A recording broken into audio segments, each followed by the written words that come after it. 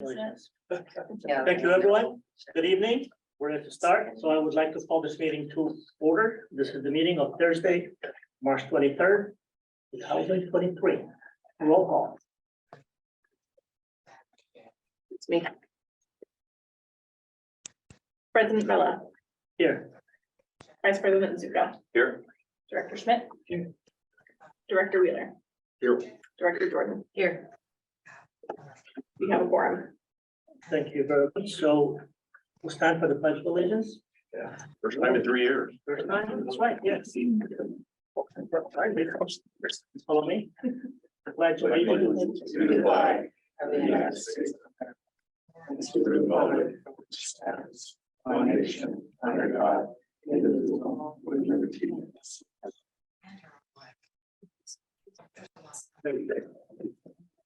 Thank you very much. Thank you. It's good to be person after, my God, after 3 centuries. It felt like. All right, next item, public comments. Didn't have any comments, yeah. And people in the audience are here for board business. Okay, very good. I did not receive anything. All right, cool. Thank you. So the next item will be agenda review. Board members, any deletions, pulled items from the consent? Yes, can be pull item 5C, please. 5C. Pulled by Director Schmidt. He's not moved in until. Okay, very good. So we'll move on to acknowledgements. So we're gonna acknowledge Janet Calabolas. Yeah, Jeanette Calabolas is retiring on us. Jeanette's sitting back there, back in the peanut gallery, Jeanette.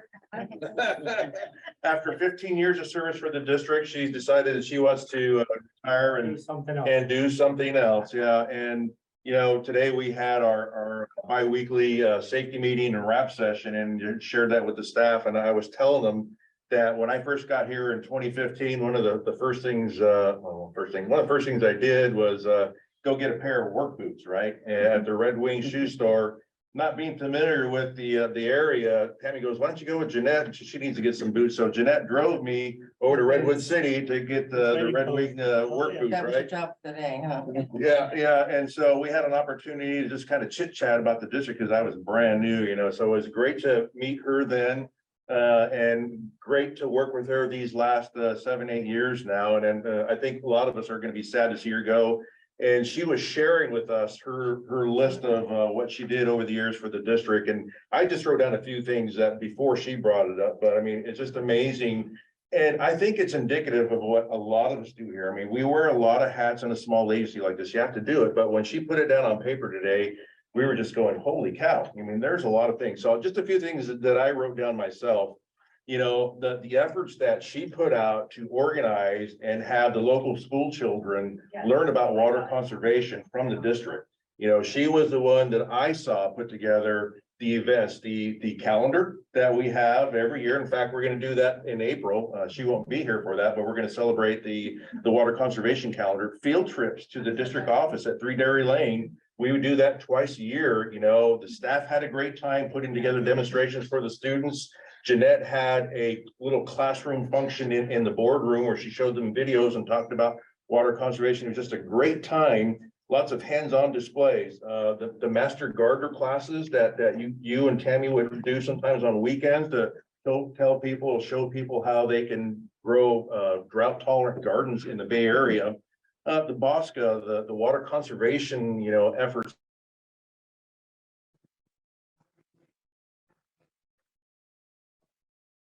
For us, helping us, at least in my tenure here, 2 urban water management plans. Jeanette was there doing a lot of that work in the background with a lot of other folks.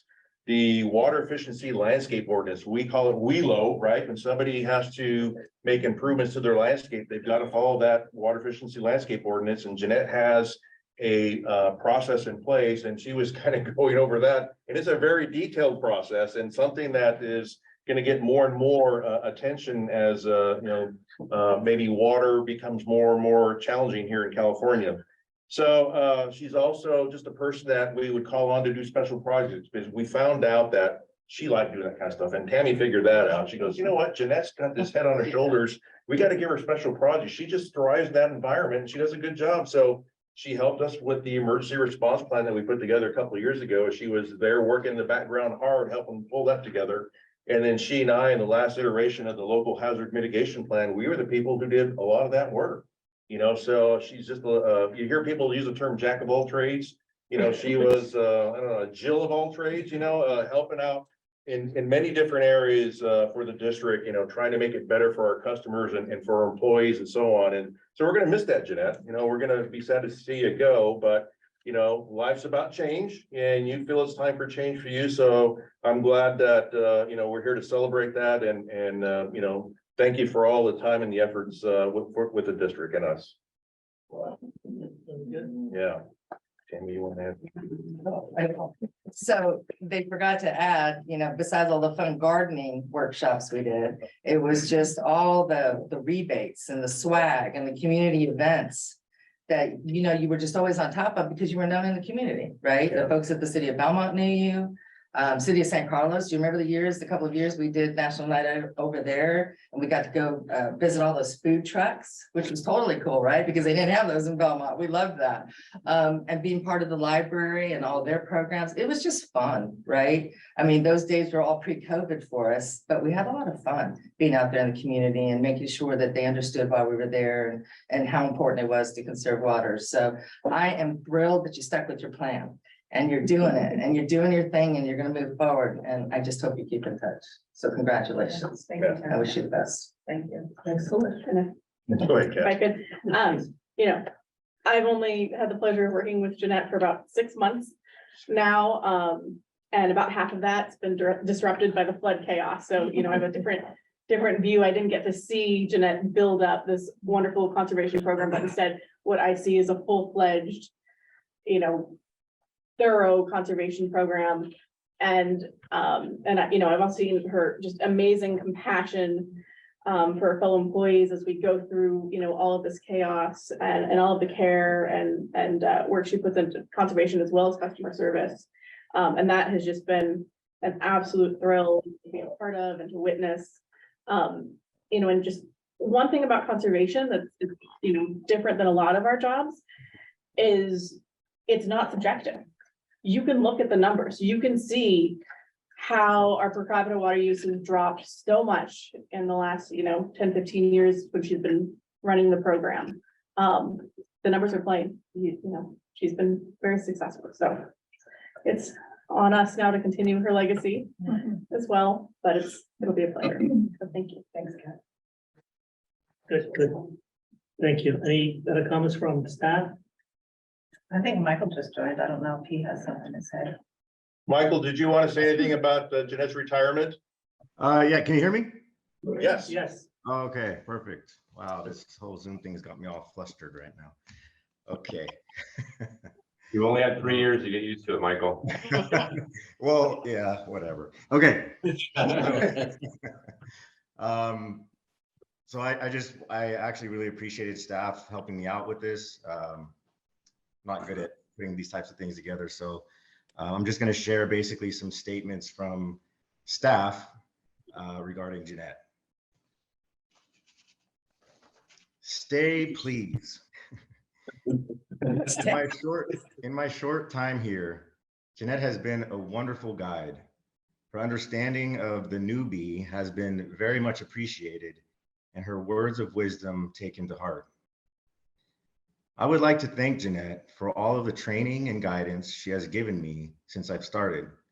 She has left water conservation in a great place for the district, and I hope she enjoys her retirement. You will be missed.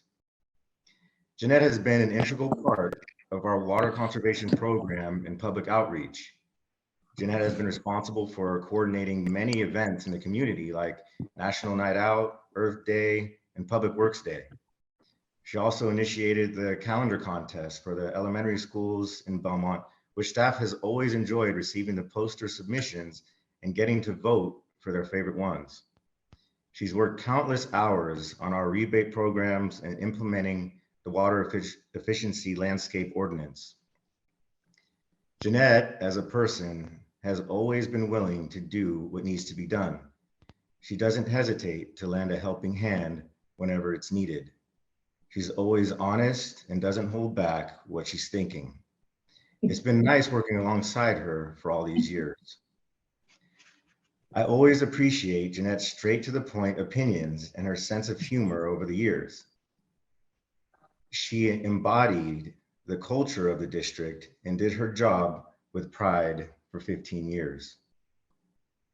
No matter how bad my day was, she was always supportive and found a way to keep things real. I want to wish her well in her next adventure and retirement in Reno. Jeanette, I personally want to thank you for all your support and strong voice regarding the Employee Association.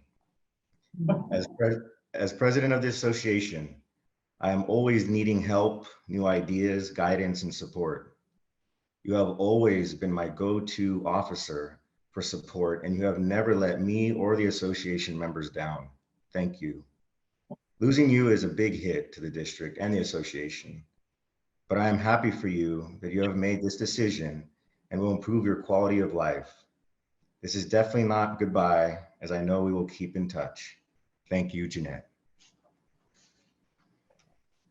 Thanks, Mike. Cool. You make me cry. No, that's pretty emotional there, Mike. Yeah. All right, any more from staff? Board members? Start from my right. Sure. Okay. We'll miss you, Jeanette. And some of the things I've thought about were already said, particularly you did your job really well, and you can see it in the numbers. So we need to keep that up. Some things I remember also, the joy of having kids come to the district office. Yeah. And the fact that you organize that, I'm sure you get the sense that you really enjoy going out to see them as well. So you were our face to the most important part of this community, the kids. So really appreciate it, and wish you the best on what comes next. Thanks, Brian. Okay. Yeah, so I mean, I obviously have the pleasure of being here before you joined. And to say that you built, and I saw firsthand what we didn't have, we didn't have a conservation program at all. And so, I mean, over 15 years, watching the whole program evolve and develop and grow, it's been pretty amazing. So you've done a great job taking basically nothing. And we were sort of more of an operationally focused organization and create sort of a conservation program from scratch. So, you know, congratulations for that. Well done. I will say it's a little bit bittersweet from my perspective because I'm sitting here going, wait a second, if it's been 15 years and I remember you getting hired, what does this say about me and how long I've been here? Maybe, you know, but with that being said, congratulations on the retirement. You're the second person in recent memory that has retired and gone to Reno. And the person that I know that just did that is not regretting the decision. A little snowy this winter, he said, but little, but not too bad. So congratulations and best of luck. Thanks, man. Yeah. Kurt? Yeah, I hadn't been on the board that long compared to that, but I have been impressed with how well the conservation program has functioned. I had not seen too many districts, particularly this size, that have made the effort to try and do that. And obviously you've been at the center of that. Tammy has supported you in doing that, and the board in the past has always been very happy to try and get more public involvement. I think that has been the keystone of the past decade or so, and I've been impressed. Thank you very much, and good luck in the return. Thank you, Mr. Jordan. I just want to say it's nice to actually be able to do this in person and not over Zoom. Thank you for everything that you've done. I think you doing a conservation program and starting one really and involving the entire community, right? Because it's actually all of our responsibilities. And you involving the children, and then in turn, when the little kids come home and they want to participate in these contests, it gets their family involved as well. So thank you for just going out of your way to making things better for all of us. And I'm so excited that you get to retire, because one day I will too, but not very soon. But so best of luck to you in Reno. Thanks. Good job, thank you. Well, speaking last means that everything was said already, so I'm good. However, I also was one that remember when you were hired. I was here a few years before you. And it is true, it was said already that we did not have really a conservation when we started with a very confusing beginning. And you made it into a one person, to a desk, to an office, to a division. And now, you know, it's basically, it's like a legacy now, and hopefully we'll continue on what you started and what you nurtured with the support of the staff.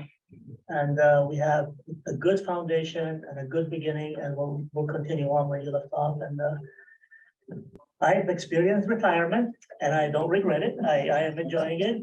And I wish you the best, and I wish you, you know, a lot of happiness in your life, and whatever you turn your head towards. So best of luck to you. Thank you so much. Thanks, Liz. Thank you. Appreciate it. Okay.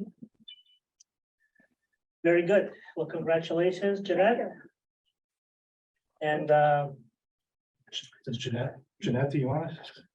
yeah, Sure. I can. well, Speaking. absolutely, Okay, yes. but, you know, obviously, like I couldn't have grown water conservation into what it was without Tammy's support and mentorship. Was that Michael? No, that was not me. Paul Davis, mute. But she really just let me take the ball and run with it. And of course, she was there to oversee and guide, but she really let me just, as you guys stated, we started with nothing and let me grow it and just it was my baby. I have a passion for water conservation. I came from a completely different background, finance, when I joined MPWD. So it was a complete shift and change for me. And I've just recently, with my retirement, come to find out that I actually do have a reputation in this area. As far as water conservation goes, that was news to me. I had no idea, but yes, so some of my colleagues have actually expressed that, yeah, that you're gonna be missed. So I'm super excited though for what's to come. We're family around here, and it is very bittersweet. I'm gonna miss everybody from the bottom of my head. So thank you. It's been a good run. Thank you. Congratulations.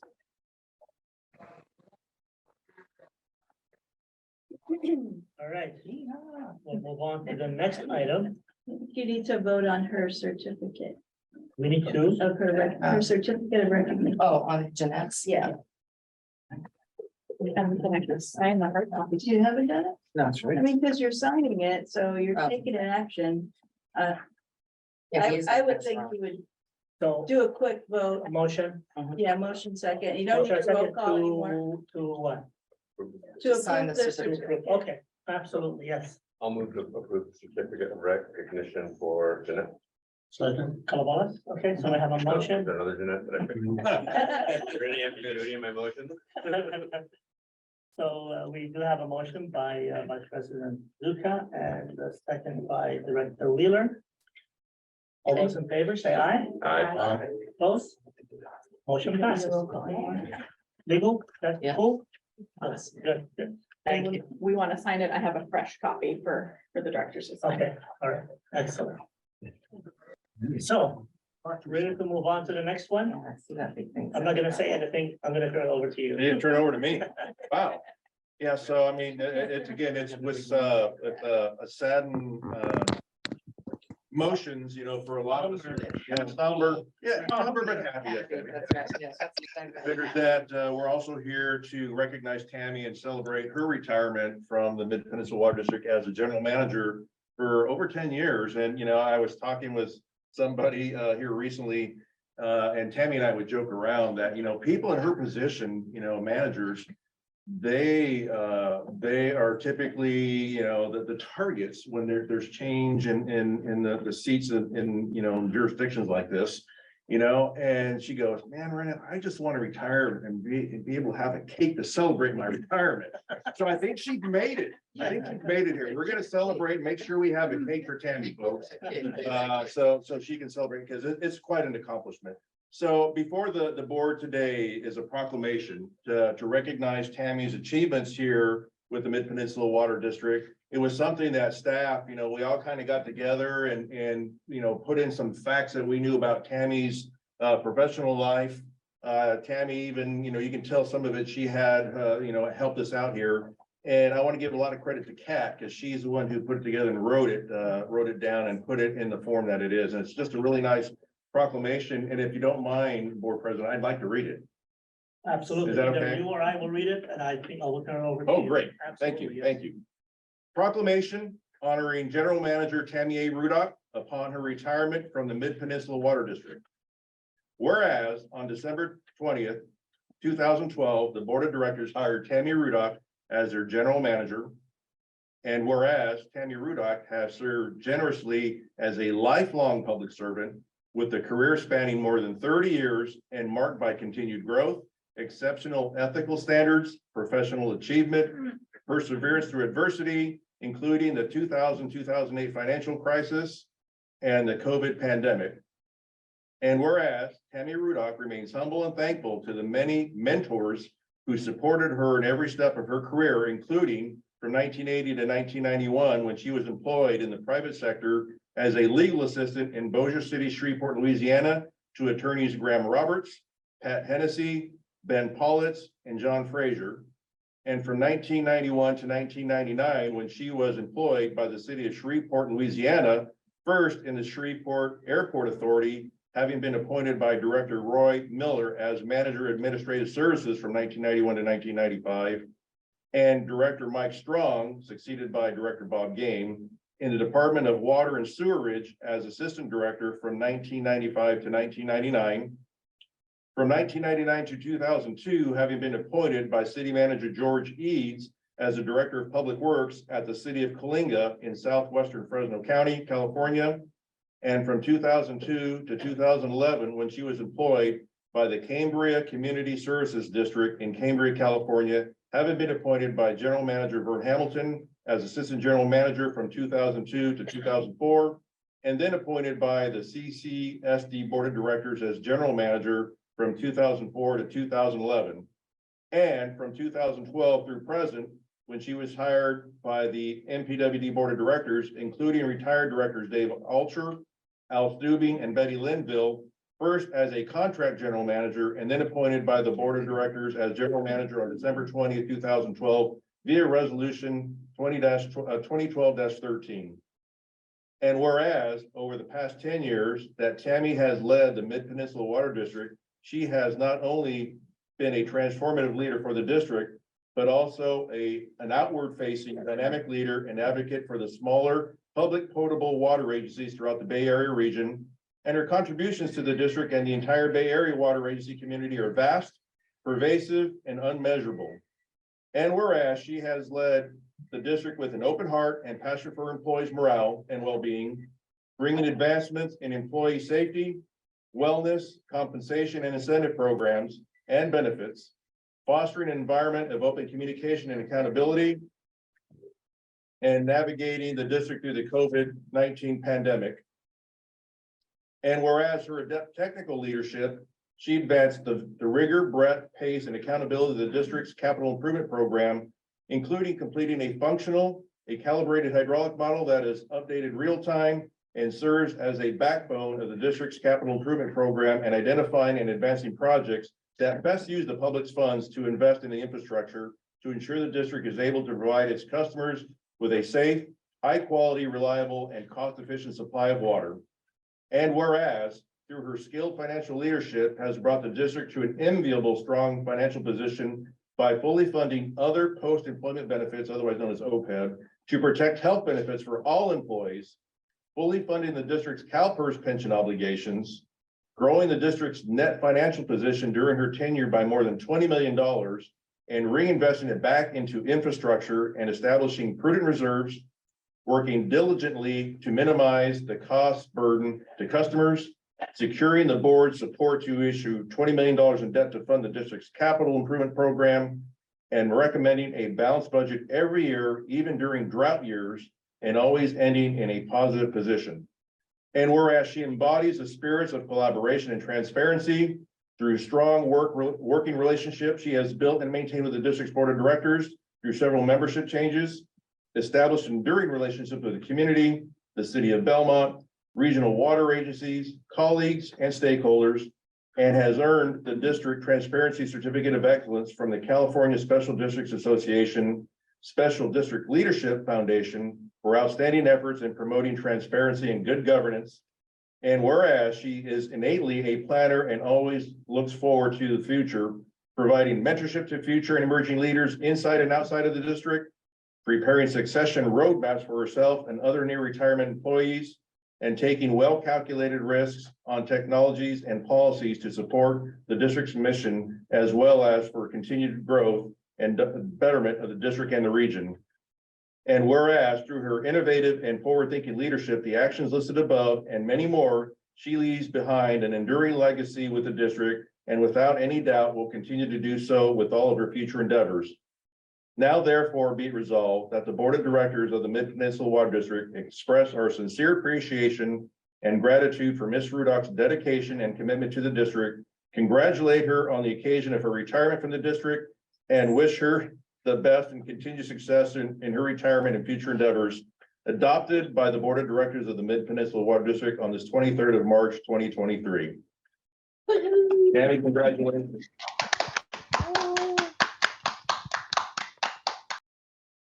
You know, I got to know Tammy in Coalinga in the late 1990s. That's where I first met her, you know, and I remember I was working for that city manager, George Eves, and we were looking to fill the positions for the public works director and a planning director, you know, and so I was part of the group that was interviewing people. And so, you know, I got to listen to Tammy's interview. I remember that. And I remember the city manager, George Eves, says, well, Rena, what do you think of her? And I go, well, George, you know, you're the city manager, you know, I think she's a good candidate, but ultimately she's working for you. So what do you think of her, you know? And I thought he made a great decision, you know, and so we hired Tammy at that point in time and the planning director, Mary Ann Ulick, and the two of you became pretty good friends. But anyways, you know, Tammy was there, and what you saw here and how she interacted with employees and conducted business was the same way she did things in Coalinga. That's just the way she is. That's how she works and operates. Just a good leader. She's a good role model for young people in the industry. And I've seen her work here for now 8 years in the Bay Area and how she represents the district. And, you know, I don't think that the board could have chosen a better person to be the leader of this organization these last 10 years. So, you know, yeah, we're gonna miss you, Danny. We're gonna miss you. Yeah, that's all I've got to say. Thank you, thank you. Any comments from staff? So. I want to talk, but I would cry. Ruben, you wanna I think start off? Mike wanted to say something Mike? first. I do, if that's okay. Go ahead, you start. And again, I relied on staff and their specific statements that they wanted to share to Tammy. Okay. When They're gonna be Tammy as joined nice a the list as Jeanette's. Jeanette had a cool list. I hope it's as nice as that. well, we'll find out. Suspense. When Tammy joined the Mid-Peninsula Water District, the district was in a delicate state of uncertainty. No one knew how the transition would play out. Through her leadership, guidance, and vision, staff began to trust and believe in this transition. During her tenure, there were some growing pains. However, the district is in a better place today because of her. Staff began to work together and did their part in creating a productive work environment following Tammy's leadership. She is an advocate of hiring the right people for the job, and I was fortunate to be the recipient. I truly appreciate the opportunity to work with the district and staff. I have had a wonderful experience working with Tammy over the past 10 years, and I have experienced tremendous personal growth. I'm so grateful to have a general manager like you. You have always led with respect, and I'm proud to have learned this quality from you.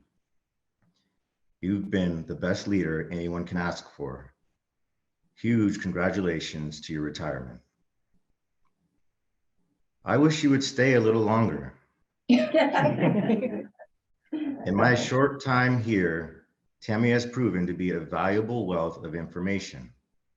Her amazing intellect and obvious compassion have been added to my list of self-upgrades. There is no doubt that Tammy is leaving the Mid-Peninsula Water District in a much better place than when she started. And at that time, I don't think the board could have hired anyone better. Tammy allowed for staff to have complete confidence and trust by always having an open door policy and spending the time to communicate the direction in which the district was heading. Sometimes when you go in that open door, it wasn't always a pretty picture. LOL. But the one thing I knew, whether I liked it or not, Tammy would take the time to explain it to me. I found this to be challenging and motivating, and helped me to appreciate the importance of my responsibilities and to want to learn more so I can be better for the district. Although Tammy is leaving, I also appreciate Tammy's focus on the future to ensure that MPWD will continue to be a great place to work and continue to deliver great service to our customers. Thank you, Tammy, for the impact that you had on the current staff, retired staff, and the community we serve. She is always customer oriented. She keeps us up to date on benefits, especially retirement.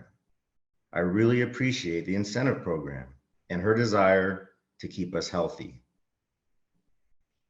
Tammy is hands down the best manager, supervisor, or boss I have ever had. Not only has she proven to be extremely intelligent, hardworking, and forward-thinking, but she truly cares for her staff.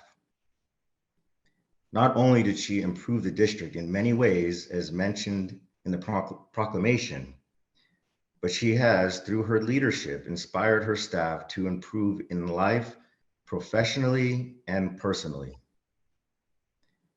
I have been amazed by Tammy's energy and drive the short amount of time that I have been here. We all want to be successful in our career path, but there is something about her style that just makes me want to be better at everything. I wish that I could have spent more time under her management because she puts out a vibe that is direct, smart, and makes me want to be successful in all that I do. However, I am happy for Tammy regarding her retirement. It is well deserved.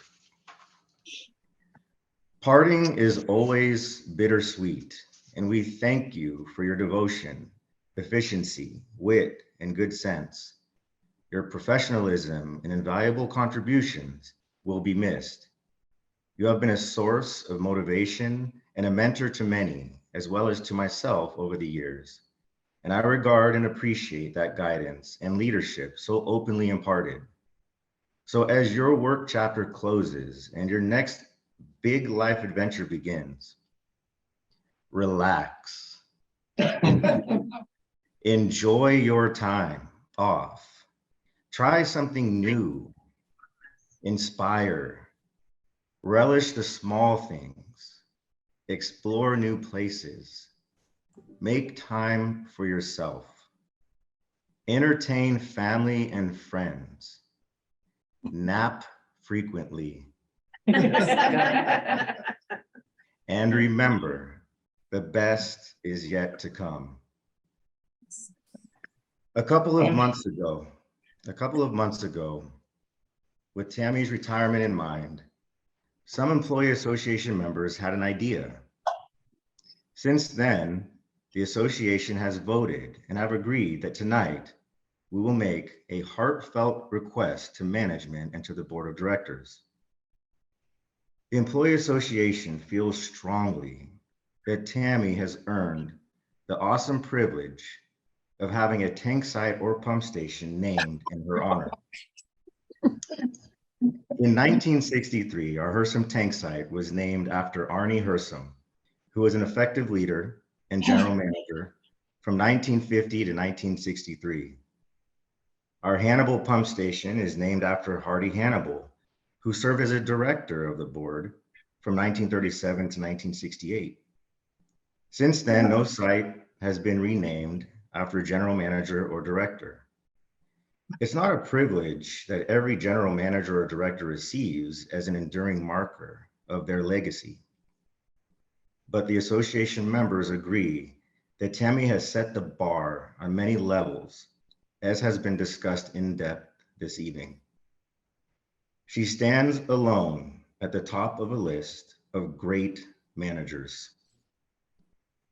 Association members have committed to volunteering their personal time and money to create a sign or plaque to place at the chosen site. As the association was voting, a few comments were made that I want to briefly share. The first one is actually humorous. One employee mentioned that there is a tank site in Parissimo Hills Water District named Hungry Horse because that horse bit a board member.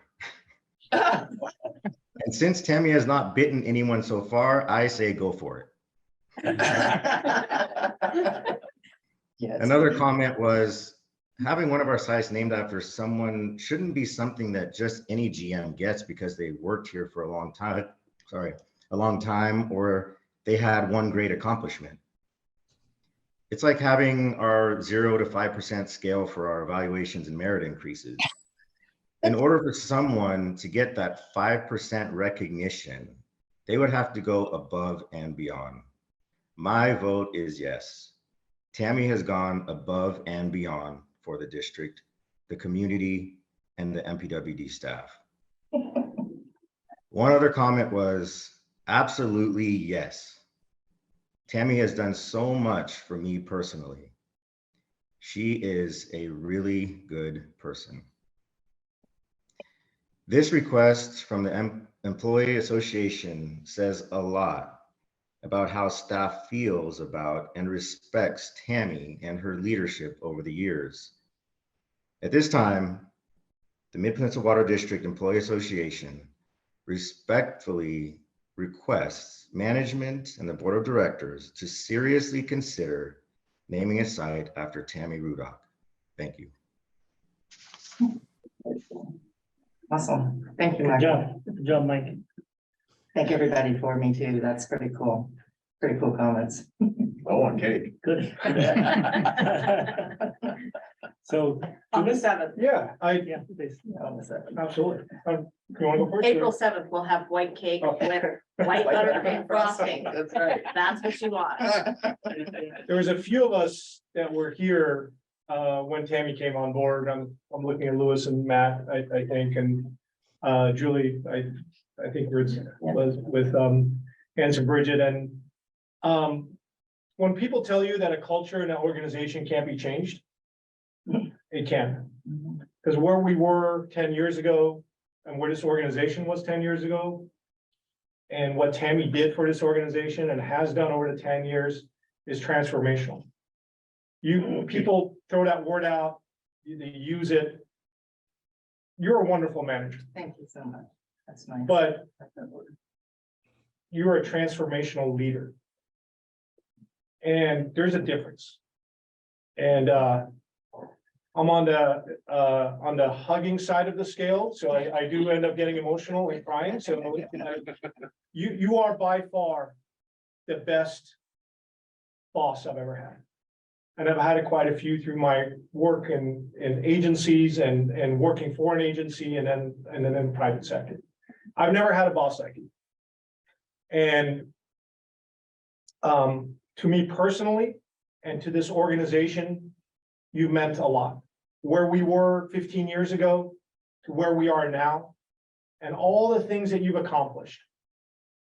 That's because of you and your vision and your drive And the one story I want to share tonight, and I have more that I'll share through her retirement. The one story I have tonight was the very first time I met her.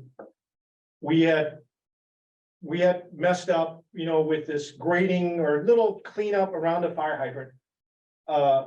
This was 10, 12 years ago. And we pissed off this homeowner because we had kind of dug a little too much. And the previous general manager was dealing with it until he left. And the previous general manager was accommodating and said, yep, well, whatever you want, whatever you want, whatever you want. And the homeowner was taking advantage of it, just pushing and pushing and pushing. And this lady came in and just walked up and said, you know what? We're not gonna do that. Just after getting to know what was happening, beforehand, she did her homework, she came in. That's not what's best for the ratepayers. And that was my first meeting with her, right? And she put this organization, she put the ratepayers of this organization first. What was best for this organization, that was the easiest, right? The easiest was to be accommodating, the easiest was to say yes. But what was the best thing for the ratepayers of this organization? She always did that, and no matter how hard it was, and how much burden it put on you, you did that. And that's what a leader does.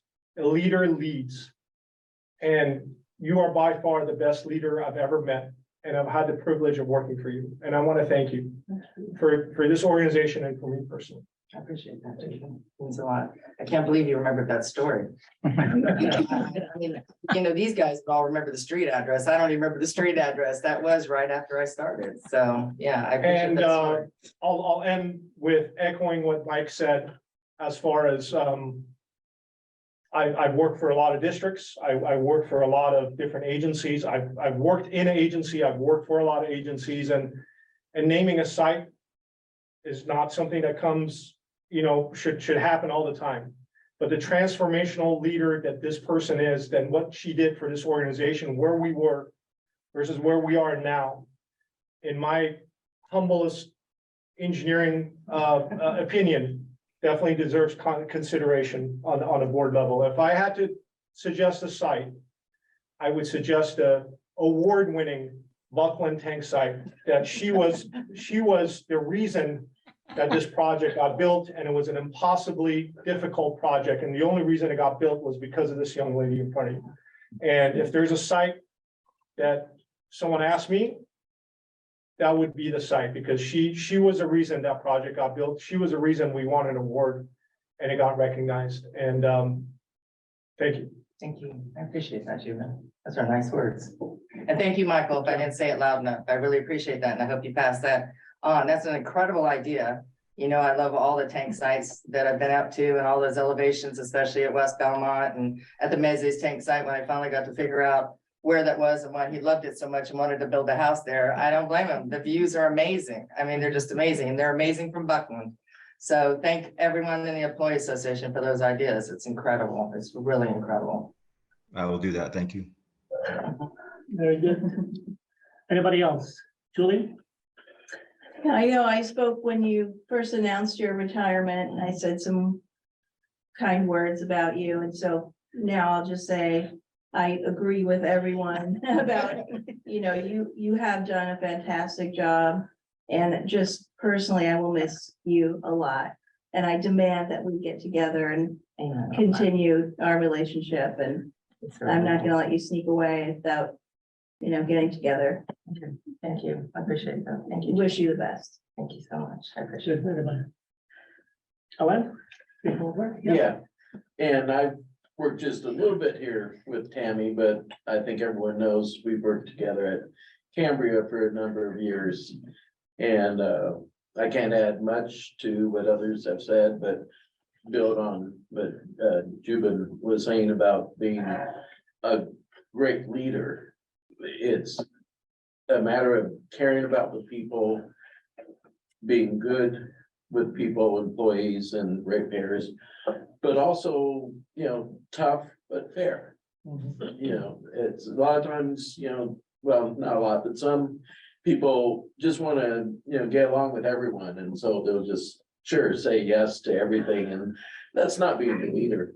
as far as that goes. Sometimes you gotta make tough calls and with employees, sometimes it's not pleasant, but if you do a good job, do your best. And Tammy's gonna be there for you. And on the technical side, she's really good. We worked together through the fiscal crisis of 2007-8, and for us, when the state took a big chunk of our money, I think it was a big deal because we counted on property taxes a whole lot more than, they're what they are here. And one day you just find out, oh, the state just took 20% of your money. Now what do you do? But we figured it out. Certainly, Tammy had some great ideas. People kept their jobs, and that wasn't easy. Wasn't easy. But, she got us through it. So I just hope you have a great retirement. I will. It's a pleasure. Good. Thank you, Alan. Thank you so much. Jeanette, you're still here, don't say, since you're here in person, Yeah, Michael because definitely Michael said, summed it up, Please. but from a personal perspective. Tammy was with me the day my world pretty much came crashing down. So I will never forget that, Tammy, being by my side that day. We got that bond. Yeah.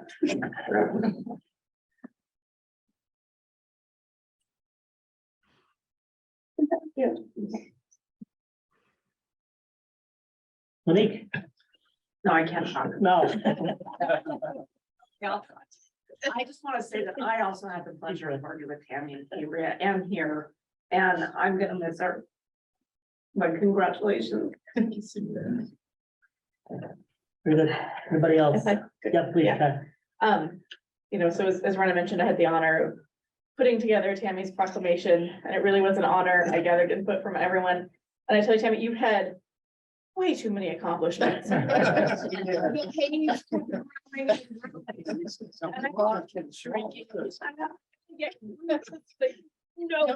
not going in. So you started folding, huh? Folding, good enough. I thought about maybe making it a scroll. But seriously, you've done so many wonderful things for so many people. It really is countless. You've touched so many people, and of course, I wouldn't be here sitting in this room right now if it wasn't for your leadership and your mentorship. And I will never be able to thank you enough for that. And I'm really glad that you're gonna be retiring and able to take the time, because I don't know if anyone fully appreciates how much and how hard she works. It's unbelievable, and you deserve the time for yourself. And I know you plan on continuing working, but at least you're gonna be able to choose your own adventure, choose your own pace. Take care of yourself, that's what you want, is huge. If anyone's earned it in the world, you know it. Thank you, Chad. I appreciate that. Excellent, thank you. Kirk? You want to see if anybody in her family wants that? I don't know if anybody in her family wants. They're just listening. They're having just fun listening, and they're listening. behaving. That's all that's wrong. That's all muted. They don't have cake. Look at David and Jacob. They're like, are we getting cake? I can see you guys. We can get cake. And Layla, she's disappeared. Layla's probably thinking the same thing. Yeah, please. Hi, Grandma. Hi, baby. Are you waiting for baseball to start? I mean, is it still snowing up there? Already no snow? Okay, awesome. You're gonna get to try out. I love that. And I heard Layla was on earlier. Is she still on, or did she mute out? I know Nikki was in the picture. These are my grandchildren. This is my middle son and his wife, Wendy Sjogren, and David and Jacob Sjogren. And there's Nikki, my daughter-in-law, my only granddaughter, Layla Sjogren. And I guess Clayton's not bouncing around in the background. Hola. I know my very oldest friend, Paul Davis. He's from Austin, Texas. He was on, if he can figure out how to unmute, he and his beautiful wife, Bridget, they've been friends for about 42 years. He's my best friend, actually. Yeah. Can you unmute, Paulie? Yeah. He's like, no. Just say hi. My brothers, I saw them maybe, I think Blaine, my brother Blaine, I'm the eldest and I have 3 brothers. He lives in Wichita Falls, Texas. I invited my little brother, our little brother, Robbie. He lives in Meridianville, Alabama. And we don't know if Johnny got figured out. I think my brother Blaine was supposed to get my brother John on there. He's like Zoom. What do you mean Zoom? I think Zoom. That was not his business to do that. And my mom and dad have been listening as well. They live in Bossier City, so they've been listening as well. I wanted them to be a part of it, so. And there's my daughter, my Mickey. Yep. She just smiled for the camera. Someone took a picture of her. Whose wife is this? Thank you all for joining. Is that you, Polly? Yes, ma'am. Okay, you want to say something to this fine group of people, or you want to mute yourself again? Yeah, if you're having cake, let me give you my address. You can send me a piece. We'll do that. We'll do that. Thank you guys for joining tonight. I love all of you. And you know I'm going to be there for baseball games Sunday. And Ross is barely in the picture. That's my middle son there, so. Hi, Layla. Thank you for joining and being here with Grandma. I appreciate it. We're so proud of you. You probably have to do the camera permission. Thank you. Yeah. I don't know how you turn a laptop upside down. I haven't figured that out, you know, that was fast. Thank you, guys. I appreciate you showing up. Well, excellent. So, Kurt? Well, it's interesting when I joined the board in 2018. I got onboarded and Tammy told me, oh yeah, I'm in the process of retiring. And now, you know, it's been almost 5 years later and she is still, you know, trying and nobody wants her to go. We had numerous board meetings about how do we keep Tammy just that little bit longer? Because we're not sure exactly what we would do without her. And that was the past few years. And I had the pleasure of going to a couple of aqua conferences with her. And I was really impressed with how many people in the statewide organization knew Tammy and were impressed with what she'd been doing. Both before she joined us, but in the past too. So I want to compliment you on a very successful career, and I hope you have just as successful a retirement. I'm looking forward to it, Kurt. Thank you. Good. I appreciate that. Good. Thank you, Dr. Wheeler, Dr. Jordan. Yeah, I've only known you for a couple of years and I feel like we were fast friends. When I first joined the board, it was a big data dump when I first met you and I had about this much paper. Was a treat. But you were really patient with me and, you know, answering all the questions as they came up. And just listening to what everyone said about you over the last several years in your career, I just kind of took a couple of notes in my head. You have a heart of gold, which I noticed right away, especially with the staff here who really, really values you. I've heard countless times that the district is considered a family and that starts at the top. And so thank you for coming into a situation. I don't know, sometimes I don't know, why did you come? I thought about it too, myself. But you had a heart of gold and you had your eyes on doing what's best for people. And you used what is innately part of you is, I don't know if anybody's used the word, but you have a lot of spunk, which I completely appreciate. And you're tenacious. And I think you took all of those qualities that you have and really, like Juven said, you transformed the district where I was blown away in 2021 when I came and realized how many people have been here so long.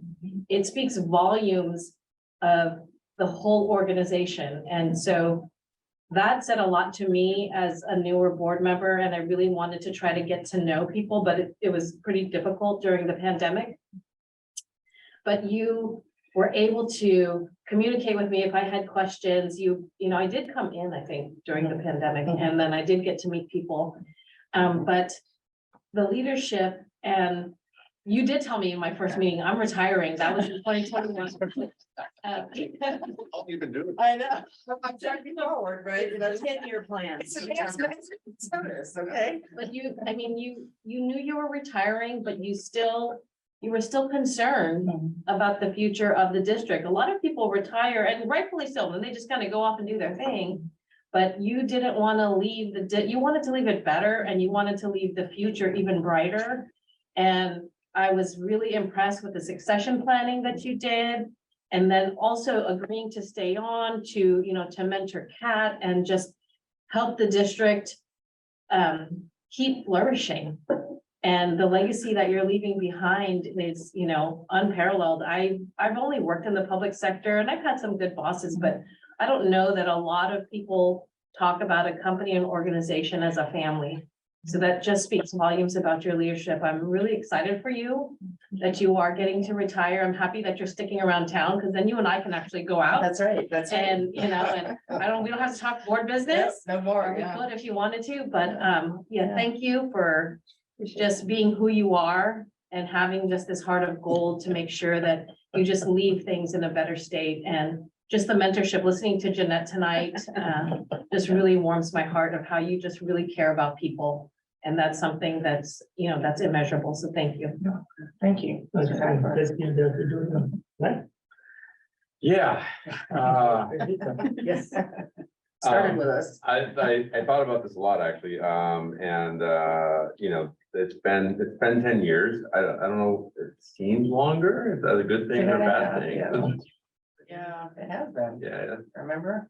We bargained for like 5 or That's 7, true, and then true. you guys said 10 and a half, you know what I Yeah, I mean? don't remember that very well. I'm here, 10 and a half. I know, I didn't think I'd see, to honest with you. Yeah.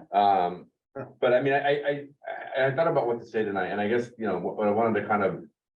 I'll just say, like, maybe just impressions. So the impression that I had when I sat down, going almost on, I think in 2006, at the board dais or whatever of the water district. And I remember being here for a couple of months, looking around, going, what did I get myself into? This is going, I mean, I felt like I was kind of missing a punchline somewhere, that it wasn't, we were kind of like, how is this a district? I mean, most of my clients were in the public sector. And it just felt, it was like a different world. And so that was then. I would say that the impression, if I were to sit down at the dais now, is that I would put this district up with any of them. I'm gonna cry, damn it. Again, that's all you. That's not the board. That's not, I mean, we had maybe a little bit of involvement in it, but we're in here once a month for a few hours. And this is a world-class district. It's a tiny little world-class district, but it's a world-class district. Right, thank you. So, I want to congratulate you on that success. That's massive. And I mean, I think Julian used the best word of the night, transformational accomplishment. Best of luck in retirement. I'm also, also super grateful. I never want to go through another GM transition again. I thought, right? This one is easy because you did such an amazing job of planning this out and giving this board ample time to think, recruit, get a candidate in place, train, and saying thank you for that, because you didn't have to do that. And that just sort of shows the level of dedication and caring and sort of overall compassion for the organization and the people, but the organization as well. And I know personally, I thank you for that, just because it made my life certainly easier during this transition, knowing that we had a plan, we executed against the plan. So thank you. Glad you're staying around too. Maybe at some point I'll join, we'll get drinks or something like that and talk for business. Yeah. But thank you. Congratulations. Thank you so much. I appreciate that. That's great. Thank you, Director Zuka. Mr. Smith? I think Director Zuka had a great example that this is a tiny little world-class district. And I would say everyone participates in it, but especially in making that a tiny little world-class district. Yeah. And Thanks, Brian. when I came on as an outsider in 2018, probably like a lot of other semi-informed at best people, I had this impression of, why isn't it part of Belmont? And I learned why. There's a number of good reasons why we are what we are. A lot of it is how happy the people are to be here and how dedicated they are to their work. And it's something I think I said when you announced your retirement, after all the employees said all the wonderful things, was that it was heartwarming, but totally unsurprising to hear that from everybody. So that's just what I wanted to convey. I came on the same time as Kirk, found it you to be extremely helpful as I slowly got up to speed. And you're still helpful, including recently I'm dealing with some medical benefits thing. So Always gonna be around for that. yeah. Happy to do that. So just really happy that they have had you here for much longer than the 2 years we originally anticipated. And appreciate everything you've done and hope you enjoy this next. Yeah, thank you, Brian. I appreciate that. Thank you, Dr. Smith. So, Tammy. Yeah, it's you and me, Louis. You, me and Matt. We're the only ones left. We were here when you started, when you were interviewing. That's it. And it was a very, very difficult time, really. It was. Because of where we were, what we had just experienced, and we don't have to go into details. I was one that was just scared out of my wits as to who's gonna come next and run this place. And I had, I have to admit, I had a lot of sleepless night, when we were meeting, Matt and I and the other 3 directors who are no longer here. I used to have meetings till midnight, past midnight, just going over, because we wanted to make the real best decision that we could possibly make. And no matter how good it was, we thought it wasn't gonna be good because of the experience that we had, but time passed and time was the wisdom that we gained from that, and we really appreciate that. One thing that hasn't been mentioned, I think Director Schmidt kind of alluded to it a little bit. It just amazes me how well you know what is good for each employee as far as benefits. And I go like, how do you know what's good for him? I mean, because this guy had, this wife, these kids, and this is the plan that's good for him. And what he's choosing is wrong. And I go like, seriously? Are you gonna make him change his mind? And she did, And I go like, I don't believe this, so Tammy, that's, and as far as leaving the place, I mean, I don't know what to think, You remind me of that lady who has a plane to catch and she's cleaning the house. You go, oh, no. I have to finish this, I have to polish that, I have to leave this, that, and there. For anybody that comes out, but you have a plane to catch. It's called retirement. So, thank you. Thank you for that. Thank you for that. We've been through, and I'm not gonna go to the details of some of the difficult legalities that we had to go through. And I'm thinking right now, Montserrat, main break of Montserrat, and the letting Just go all of the certain droughts. people. Yeah. And so those were just highlights that keep on popping in my head, as far as the relationship, the business relationship that I have enjoyed all these years with you.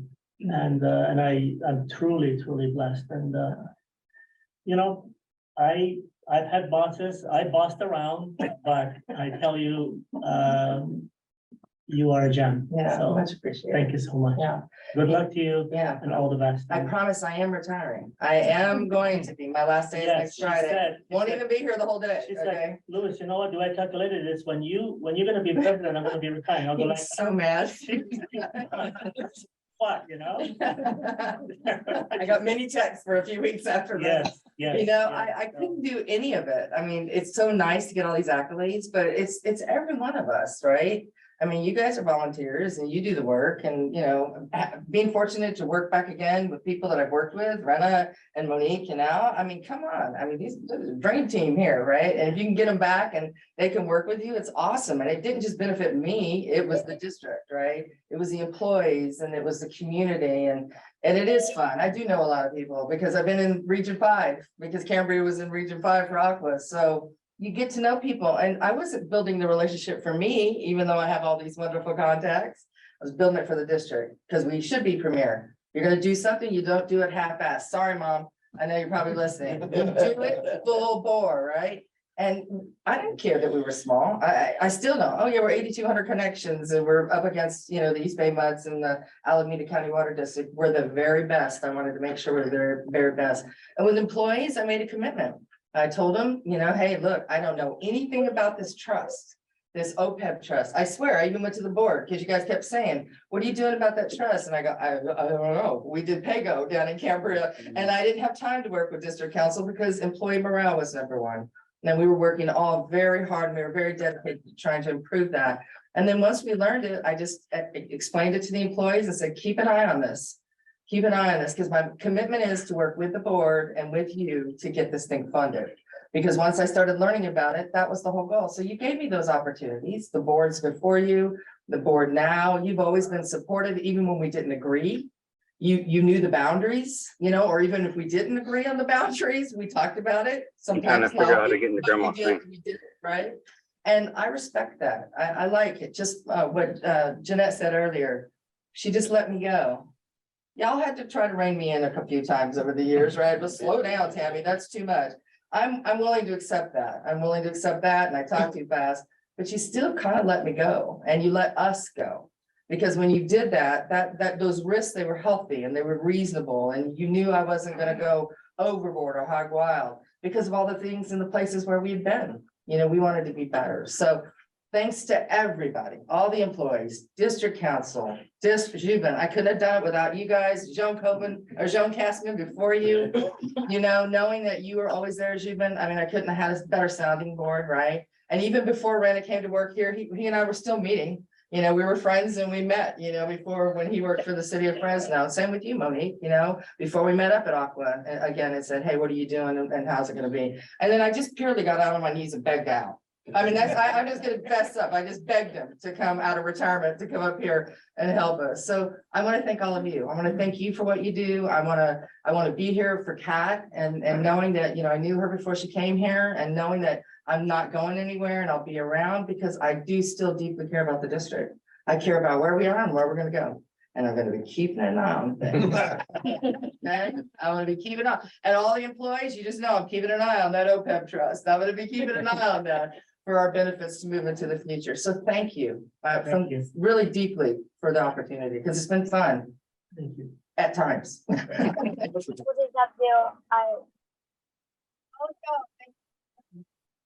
Appreciate it. Yeah. So with this on the. Hold on, son. Oh, at the cake. So. Oh, yeah, that's We did a save the motion. seventh. With this, I would like to make the little exception. I think that the motion and the second should be, you know, Director Zuka and I, so. I will move to accept the proclamation honoring General Manager Tammy A. Rudock. And I will second that. I will gladly, proudly second that. Thank you. Both or just for? So, yes, all those in favor, please say aye. Aye. Opposed? Motion passes. Congratulations. Yeah. All right. See you guys. Unless you want to stay here and do work tonight with grandma. You don't want to work with grandma tonight? Last board meeting. You won't have to hear that out of me anymore. And thank you, Polly and Bridget. I did. You got on. I'm proud of you, Paul. See my new dog? Oh, thank you for sharing the pet picture. People could have done without it, my friend.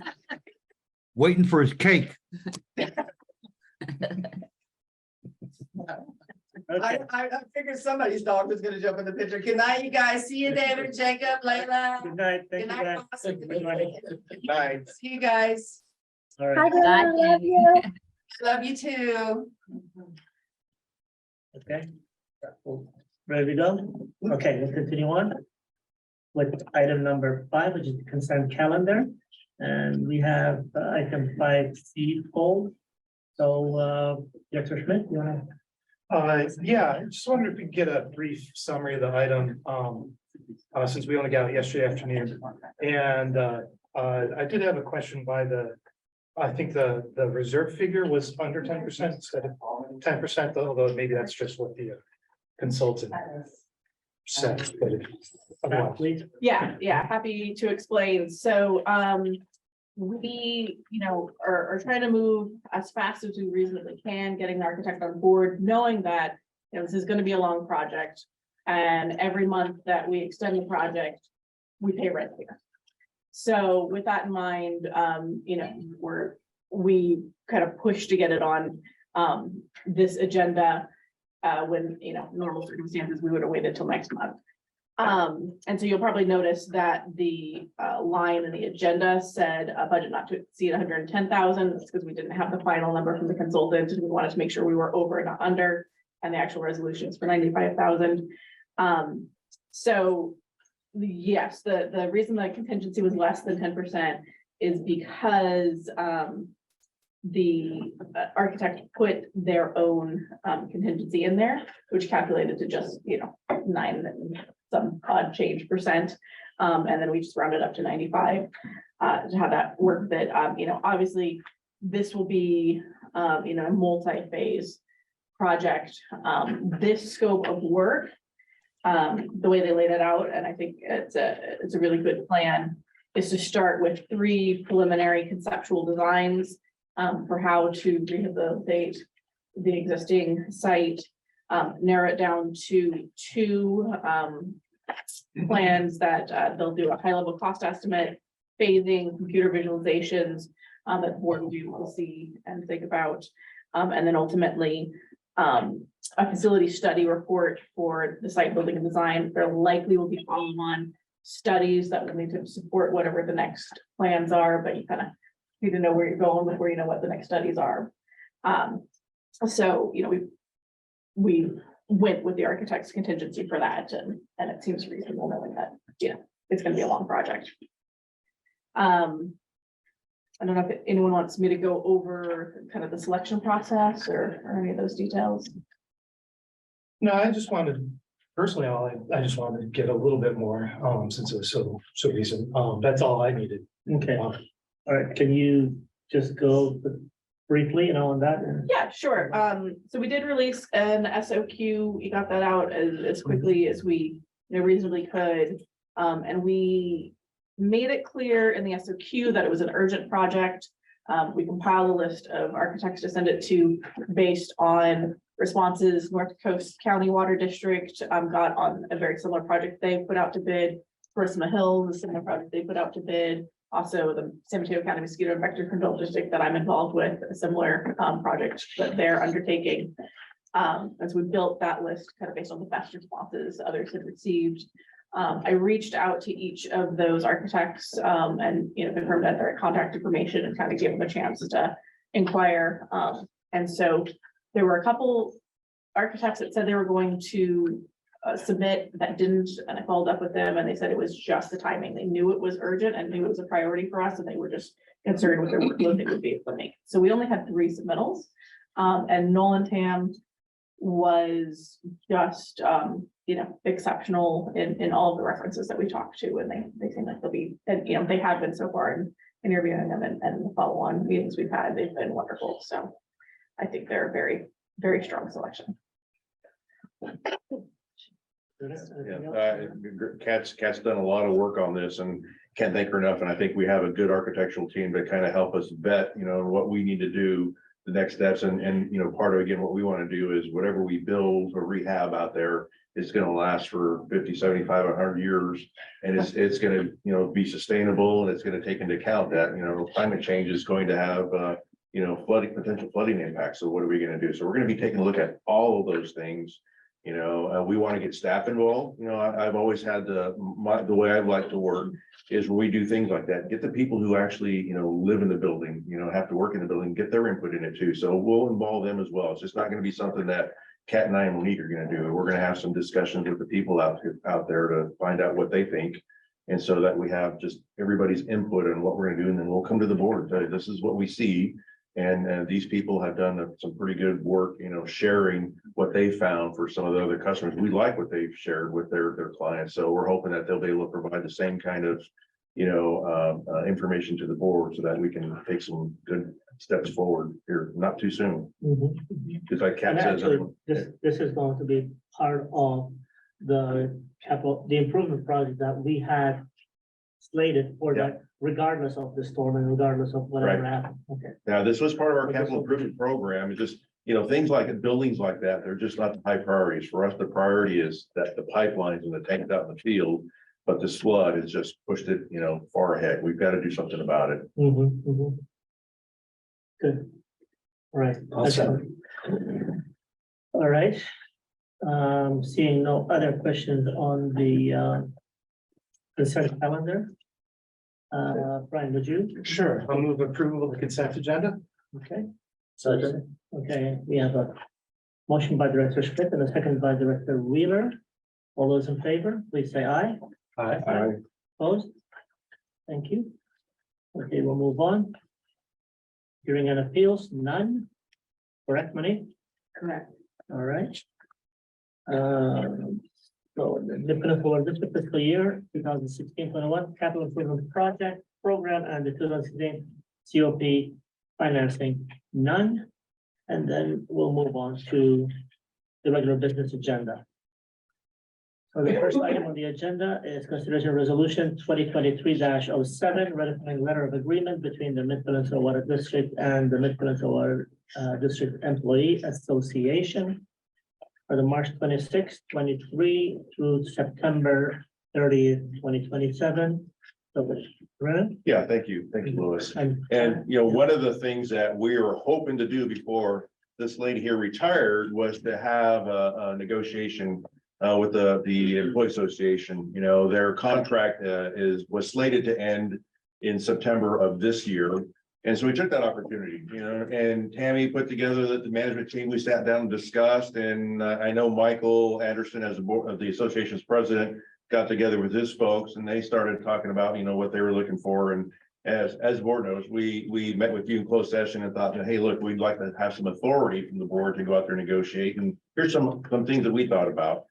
And so we had 2 meetings. And the first meeting with the association, with Michael and Jeanette, and Jonathan Anderson, and also Stan Olson, talked about it. By that time, they weren't ready to commit to any kind of agreement.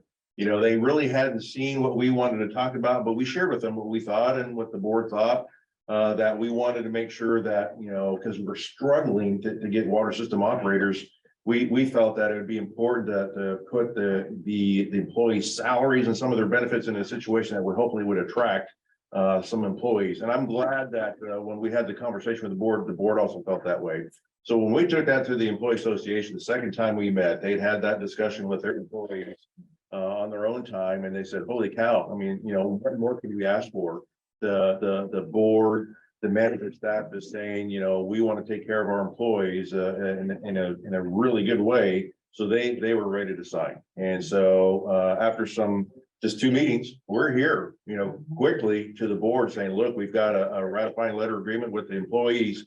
Everything that we talked about with the board, not everything, but most things we talked with the board are things that we, had the employee association agree to. It went fairly quickly, it wasn't a long protracted negotiation back and forth. I think a lot of just had to do, with, making use of Tammy's time, getting the best of that before she was going to leave. And it worked out. And, the good thing is we're still in a really good, solid financial position to even though this is going to cost us some more right now up front, we've got room in our budget, we've got room in our reserves to allow us to take place. And this is going to be good for employees. And we're just looking forward to having this happen. So then we can start marketing ourselves as this spectacular little jewel over here. World class water agency, and willing to pay good wages and good benefits to attract some water system operators. I was telling, the staff this afternoon when we met, we typically meet on the board meeting days and talk about what's going to be on the agenda and a couple other things. And I was telling them when I first got here in 2015, we had 9 water system operators, certified by the state to operate the system, and they rotated, on the on-call. Right now, we have 4 people, because we just had a tough time attracting people. And when we have attracted people, they stay for maybe a couple of months, and then they've taken better offers to higher pay, maybe a little bit better benefits, working for a larger agency, or, and we just haven't been able to keep them. So we are really looking forward to getting this adopted by the board, hopefully. shortly.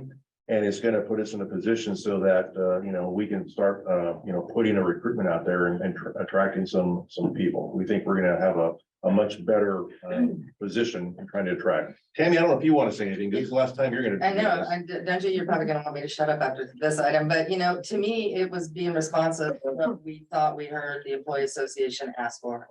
Right, and I think that's what made it go quickly, is that they presented interest items and we didn't ignore them. We brought them to you and said, these are interest items. They didn't have bargaining authority at that first meeting.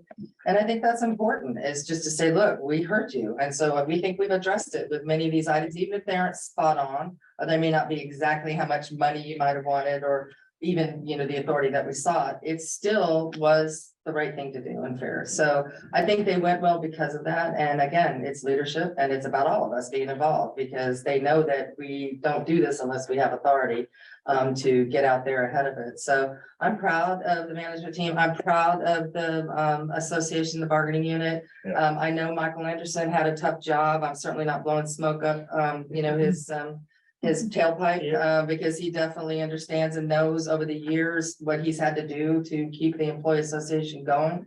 He's in a tough spot being a supervisor, you know, and doing that. So we didn't envy him. And anytime he said, it's not easy me having to go back there and talk to these employees, I said, you think it was easy going to the board of directors?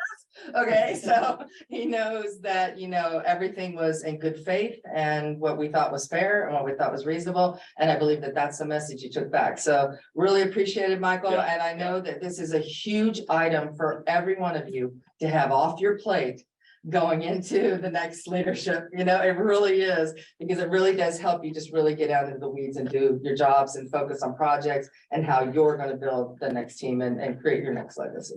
Kat, I don't know if you want to say something Good, yeah. in your first opportunity. Oh, I mean, it was, I'm so glad we did do it this way, where Tammy got to play such a large role. I mean, I definitely learned a lot about the process, never actually having been directly involved in it before. So, but I, you know, both Tammy and Rena had kind of warned me that it, you know, things could get really uncomfortable and it could be really tense, you know, before we started. And you know, I don't know what they were talking about. It was great. Yeah, I've got to give a lot of thanks to Michael and Stan and Jeanette and Jonathan, the association's group. They met with us and met earnestly and honestly, and I thought it was just a good process. And I want to thank the board for you know, giving us some authority to go out and talk with them. So now, you know, the icing's almost on the cake, or maybe the wrapping paper's almost taped up with a bow on it. Now it's just a matter of the board ratifying the letter agreement by adopting resolution 2023-07. Very good. Yeah, any comments from the board on this item? I mean, we've seen it before, but please. Just add that I've gone through this once before in another water district. No comparison. How difficult that was. So I'm very glad to see us here. No, I mean, I think, thank you for, I mean, I think this is an effort by the board to both adjust or move the needle on our ability to recruit, get people, take care of our existing people, you know, so I'm glad that we thank you, staff, for bringing that forward. I'm glad that we were able to do that. I'm glad that the Employees Association, you know, saw that that was the intent, and were then as willing as they were to then just come back and be done with this, because you know how that goes in some negotiations. There's like, it's just a keep pulling on the rope kind of thing, and you know, we would have gotten it could have gotten to a difficult position at the point eventually. So I guess the only thing I would say that I would, this is, I don't want to, all of this is great. I think if I had to do this part again, what I would prefer personally is that we close the loop in closed session. So we can have a follow-up on some of the conversations that we had in closed session the first time, rather than this coming back straight into open session. If that makes sense. There's no issue here whatsoever. I don't want to, me just tossing it out there. I think what I would prefer procedurally is next time we did a closed session, you guys go away, tentative letter comes back, we can discuss it in closed session. And if we're going to approve it, then we can do it either there, or we could move it into an open session item, if that's where we decide to go. And if we just talk about that, we've got a few years ahead of us before that happens again. But then we can close the loop on some of the items that I just don't feel comfortable closing the loop on an open session. So, if, that would be my personal request. Other than that, I'm happy with this, I'm extremely happy with it. Very good. Kirk or Dr. Jordan, anything? I'll go. Yeah, I do agree with Director Zuka that if we could, in closed session, to just have that conversation and to get a little more insight into what, the bargaining was about. And I will echo Director Schmidt's comments. I've actually had to do bargaining with 2 different agencies, and I told Rena in our pre-meeting yesterday, I was like, wow. Yeah. I've never had something happen so quickly, so, again, I think it speaks to and also, the bargaining unit's leadership and the faith that you all have in each other, that we're all here to do the right thing, so thank you very much for that. Very good. Kirk, anything? No, I have no familiarity with public employee union and bargaining, so this is all new to me. I will compliment our staff and compliment the Employee Association on reaching what seems to be a very practical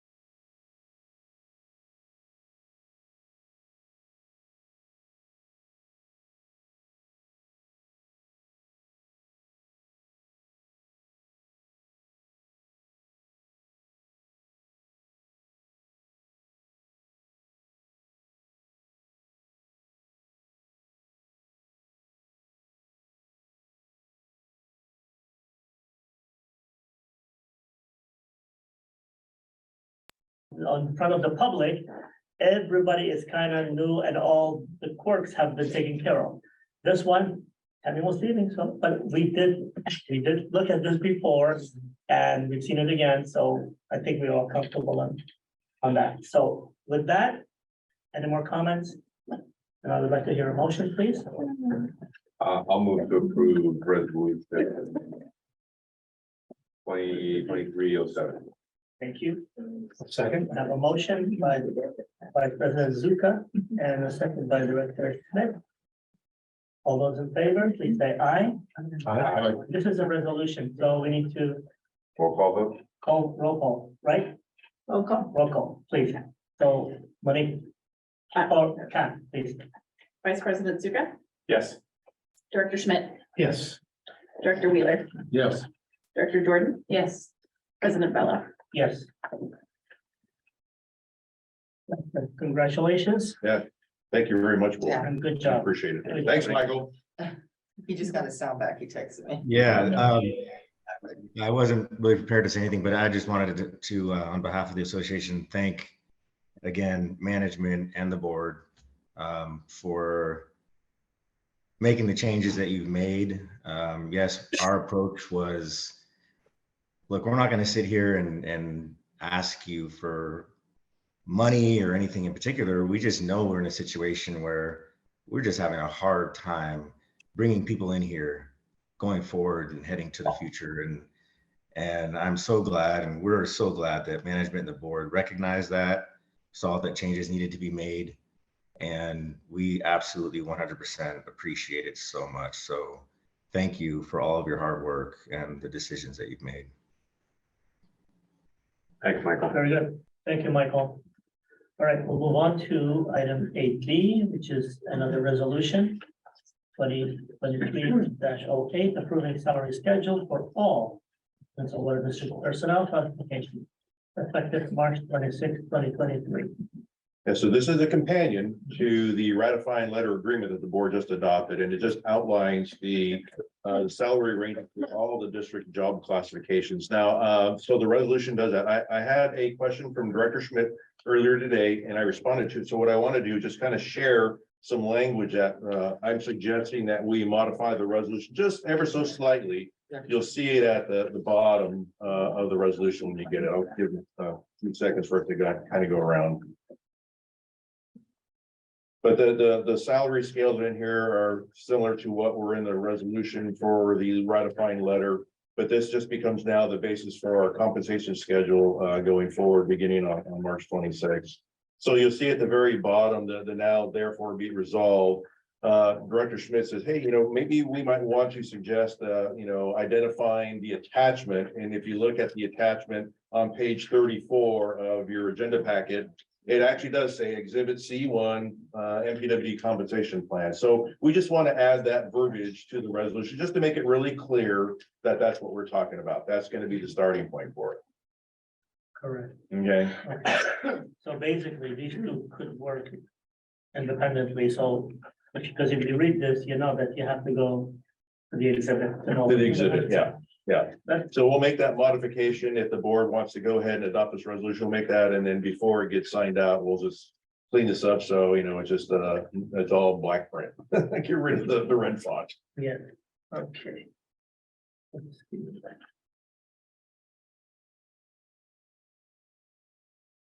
Yep, correct. Any questions on or comments on this? This is a companion to what we just did. I was gonna add one comment, we benchmarked from the water service system operator, from Alameda County Water.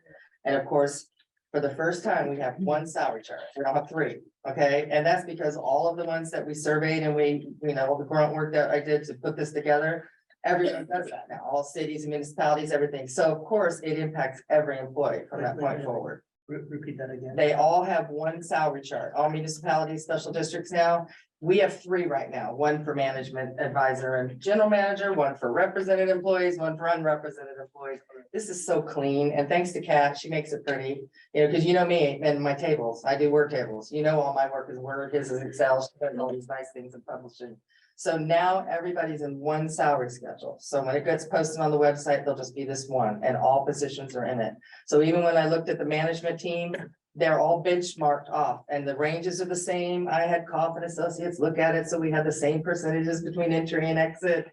And then now this is what we get to take to when we discuss with the bargaining unit in the reopeners about those ladders, those career ladders for administration and for operations, which they've asked about in past years. So we'll be able to do that now. They'll be able to see that succession if they want to move from one. But we still negotiate or agree on the comparative studies though, right?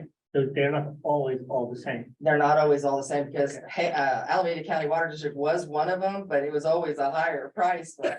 And one of the things we heard out of the bargaining unit, and I should have mentioned, it wasn't like we just met two meetings and we did this. There were discussions before that, right? We had heard some things from employees, so it came to that point. But some folks were saying Palo Alto, the city of Palo Alto pays a lot of money, and so I pulled that salary schedule. They're all publicly available. And there was a lot of money, Palo Alto pays as much on water as they do because they're benchmarked to electric, and electric is benchmarked to Santa Clara, because we do water, wastewater, and gas. And I had that conversation with you because that was one of the things, hey, I'm gonna get my certs and I'm gonna go work for the city of Palo Alto. Well, now we're paying higher because Alameda County Water District pays higher than Palo Alto. So, I just think it's the thing to do, and we're gonna try it. Let's see where we go with it, right? We have a bargaining agreement, and I'm glad for that, and let's see where this goes. It's certainly gonna help. It isn't gonna hurt, that's for sure. It's definitely gonna be a benefit. Let's hope so. Yeah. This is why I went through this entire exercise, yeah. Yes. Excellent. All right. Very good. So hearing none, do I hear a motion? Yeah. Sure, I'd like to move resolution 2023-08 as modified today. Yes. Very good. Thank you. A second. Second. second by Director Jordan. So Kat, please. Roll call. Director Schmidt, Yes. Director Jordan, Yes. Vice President Zuka, Yes. Director Wheeler, Yes, President Vella. Yes. Congratulations, my friend Michael Anderson. You never have to work with me again on bargaining. That's We'll hilarious. celebrate that when we eat my cake on April 7th, okay? Isn't he Sounds buying good. lunch? from us? He is gonna owe me some dinner after August. We got a bet going on something else, so. You're gonna lose. You're gonna lose this Well, one. I know, I hope I do. You know, that's when I do want to lose. All right, good. We'll move on to item 8C, which is the received report from Mo Hanson on US Treasuries investment today. Thank you. Thank you very much for your patience. Podium anymore. It's been an exciting meeting to be at. So good evening, Mr. President, members of the Board of Directors. I'm Rob Pankratz with Wolf Hanson and Company. We have been the district's municipal advisor for a number of years, longer than I've been at the firm. You're used to seeing lovely coworker Bud Levine here. Normally, he couldn't be here with us tonight, but I'm here to bring good news. Usually when we're here, we're talking about either issuing debt that you have to pay back or helping you maintain compliance with IRS regulations and various bond regulations. But today we come to talk about investing and the US Treasury Securities Investment Program that we've been working on with the district over the last 4 or 5 months. Also with me tonight is Stephen Gortler. He is the architect of the Treasury Investment Program that we've rolled out to Mid-Peninsula and about a dozen other public agencies in California. And what you have in front of you today in your board packet is the first quarterly report on the investment program. And I'd like to cover just a few highlights of the investment program, the results to date, and then open it up for any questions that the board might have. So in fall of 2022, we approached the district about participating in our US Treasury Securities Investment Program.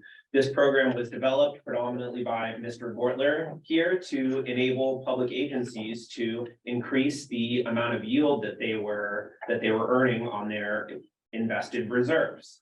And we have a few tenets to this program. The number one tenet is, of course, safety, because when we're dealing with money for public agencies, safety should always be the number one priority.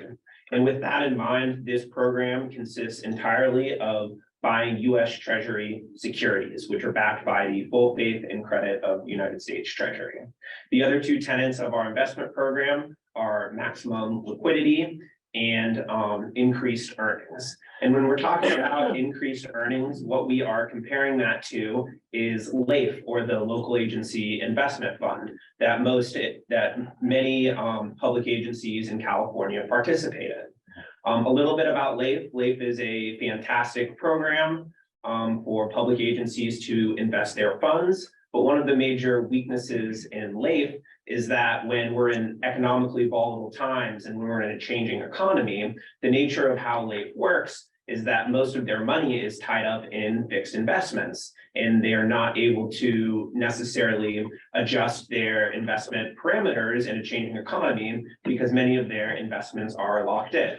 So as we started to undergo a lot of change in the economy over the last year and a half, predominantly due to the Federal Reserve policy of raising short-term interest rates to combat inflation, there became a big gap between what public agencies could earn by investing in LAIF or alternatively investing in an investment like US Treasury securities. So to give a little summary, in the fall of this year, Mid-Peninsula joined our investment program and invested approximately $9 million in a portfolio of Treasury securities. The initial portfolio contained 5 different securities that had maturities as short as 3 months and as long as approximately 18 months. Since the initiation of the program, the initial 3-month Treasury security has matured, and the proceeds of that investment have been reinvested into a new sort of longer term Treasury security to continue what we call our laddered approach. And many of you may understand how fixed income laddered portfolios work, but the idea is that you take the amount of funds that you wish to invest and you break it up amongst a series of bonds that are maturing in a different period of time. 3 months, 6 months, 1 year, 18 months. It can be done in a variety of ways. And the purpose of the ladder is twofold. One is to enhance your liquidity. So that every so often you have funds maturing and then you can make a decision as to whether or not you want to reinvest those funds in the program that you're currently participating in, invest those funds somewhere else outside of the program, or bring those funds back into your organization to spend on a capital project, an operational need, or really any other need of the district. So as of January 31st, that's sort of the first 3-month period since the district has been participating in the investment program. It has earned approximately $107,000 on its investment. That is an annualized yield of 4.19%. Since the initial investment, we have seen short-term interest rates continue to rise, predominantly due to Fed policy. And so the first reinvestment that took place on January 31st, we were able to secure a yield to maturity of a 4.77, thus increasing the annualized yield for the next period. So with that, I'll just sort of walk you through a couple of the items on the report. On the first page, we have some summary statistics for each of the securities that have been purchased. These include the 5 that were initially purchased and the security that was reinvested on January 31st. On this table, we show the face value, the coupon rate, the price, the discount, a number of other statistics, and most importantly, the yield to maturity. If we could jump to the next page quickly. On the second page, we show what the gross cash flow is to the district, assuming no further reinvestment. So as you can see on approximately a 3-month basis, you have the principal amount of the security becoming due, along with the interest earned to generate a gross cash flow. And that's a really powerful tool, particularly when you compare it to investing in a instrument like LAIF, because LAIF pays a variable rate of return.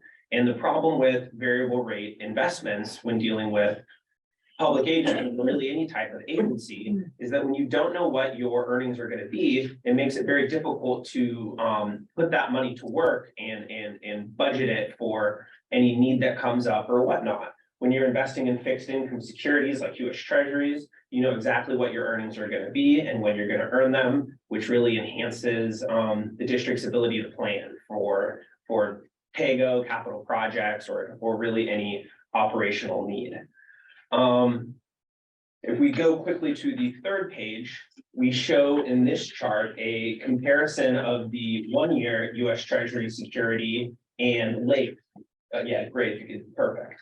The dotted black line represents the 1-year, the yield on the 1-year US Treasury security since January of 2022, and the blue bar represent the yield that LAIF has been paying. So as you can see, back in January of 2022, the spread between those two was fairly minimal and was really nothing to get too excited about, whether you're earning 0.25% or 0.45%, it's almost an immaterial difference. But as you can see, as the Fed has continued to raise rates, the 1-year US Treasury security has skyrocketed to almost 5%. It's down a little bit in the last week or so.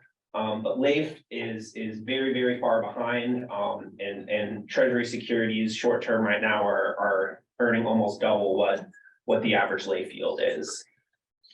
So we will be having a new quarterly report at the end of the district's next quarter, which will be the end of April.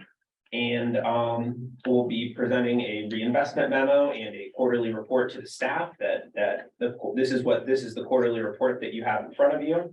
And then we also present a reinvestment memo that shows the district's various options, which include investing in a number of different US Treasury securities to continue the ladder, reallocating those funds back towards LAIF, if for whatever reason Leif catches up and becomes more attractive at that time. And then, of course, there's always the option to keep those funds in your own account once they mature for operational purposes, or the investment can be liquidated at any time.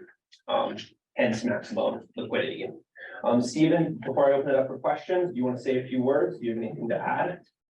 Not really, but I'll say something anyway. I think I'll just emphasize the theme, the big picture, is that treasury securities right now, are a much better investment than Leif. As Rob mentioned, Leif has been languishing, as compared to treasury securities for the last about a year. It's quite an unusual situation. Historically, that doesn't usually happen, but for some reason, I'm not quite sure exactly why, but for some reason, Leif is really trailing treasury securities dramatically. So you're investing in treasury securities, which are very safe and secure, very liquid, earning quite a nice rate of return, 4% or so, maybe double or approximately double what you could earn in Leif. At some point that may change and maybe you'll go back into Leif if it's a better deal. But for now, sticking with treasury is probably a good idea. And we're glad to be able to help with that.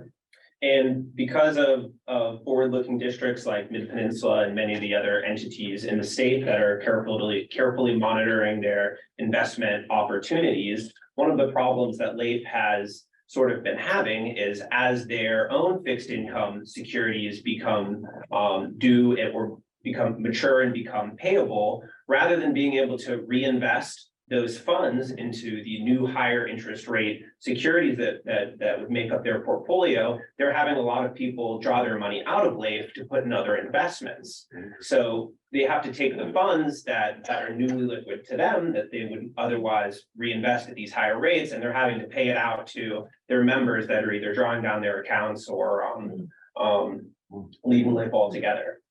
So we commend you guys for being very forward-looking and protecting the funds of your ratepayers by investing in fully guaranteed securities that are paying very attractive yields. And with that, we're happy to answer any questions that you may have. You may remember the board when you did this, we had $15 million in our reserve, so we took about 9 of that, invested it. So we still have $6 million in reserves in Leif, so we didn't take it all.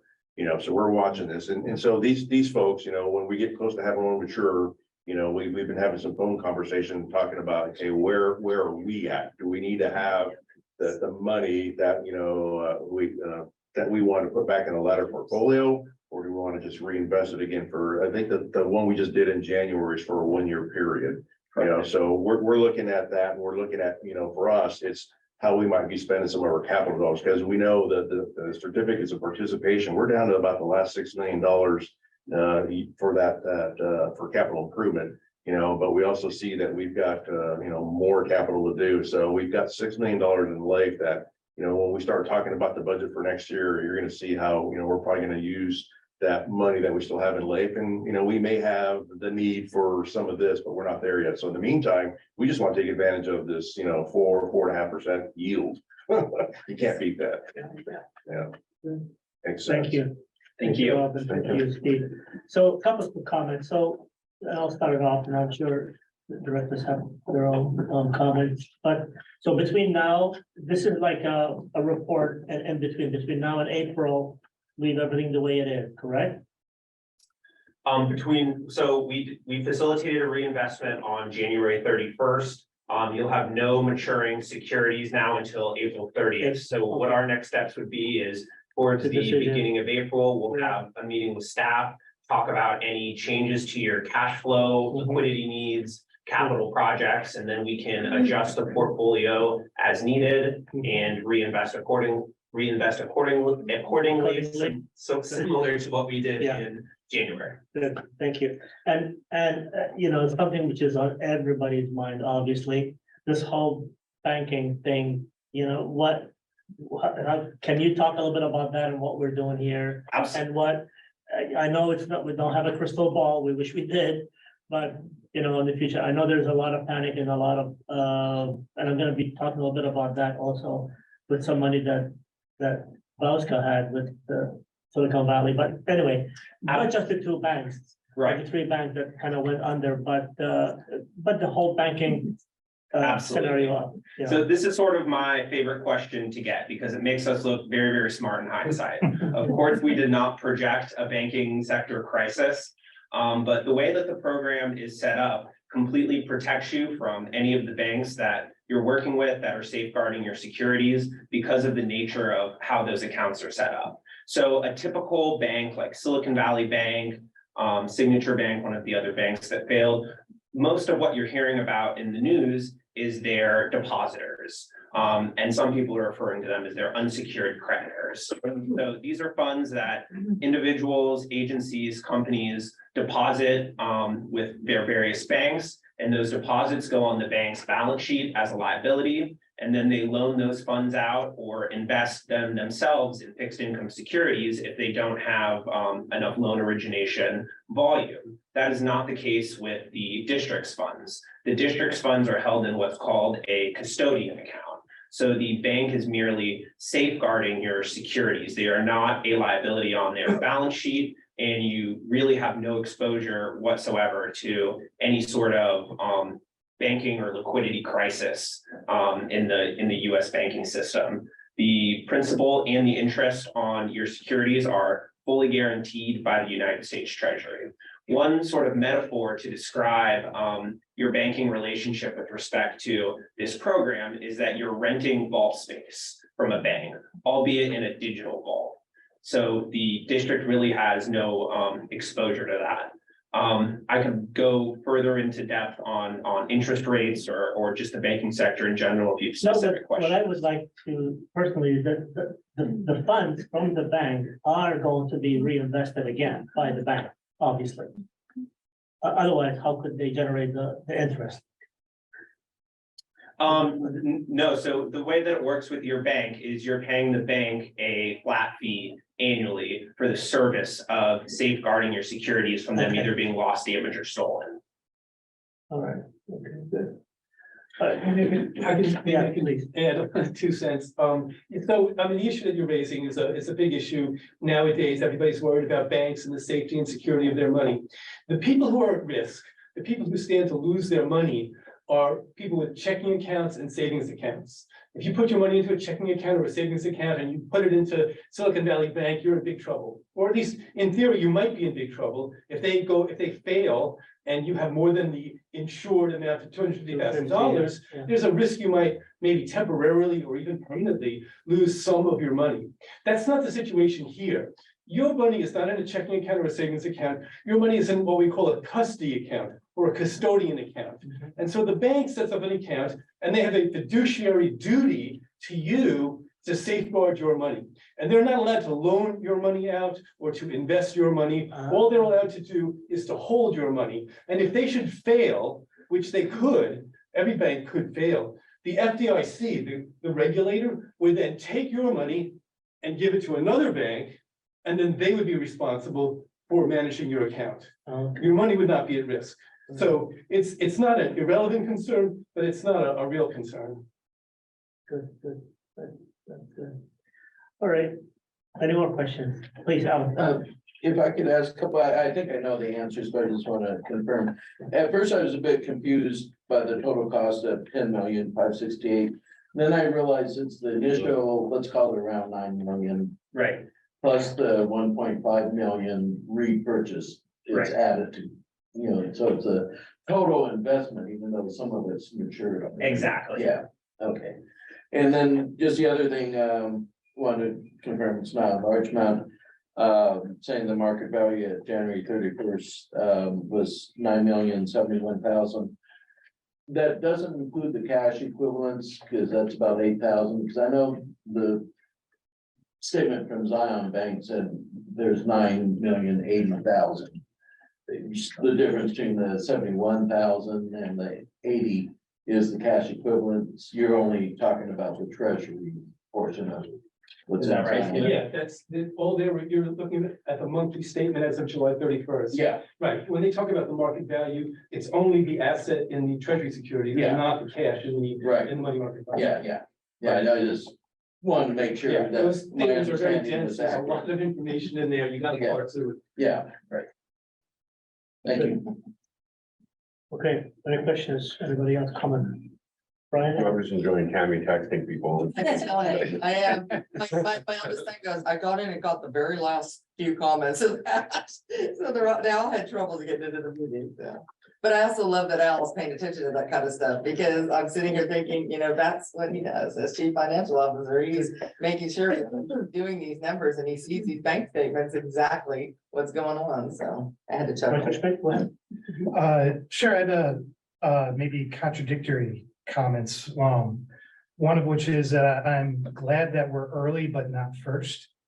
Being early means we're matching best in class, not just the minimum denominator, or the lowest denominator. Being first means you're the one taking the risk of screwing up. Every once in a while, it might be good to be first, but being early, I think sounds good.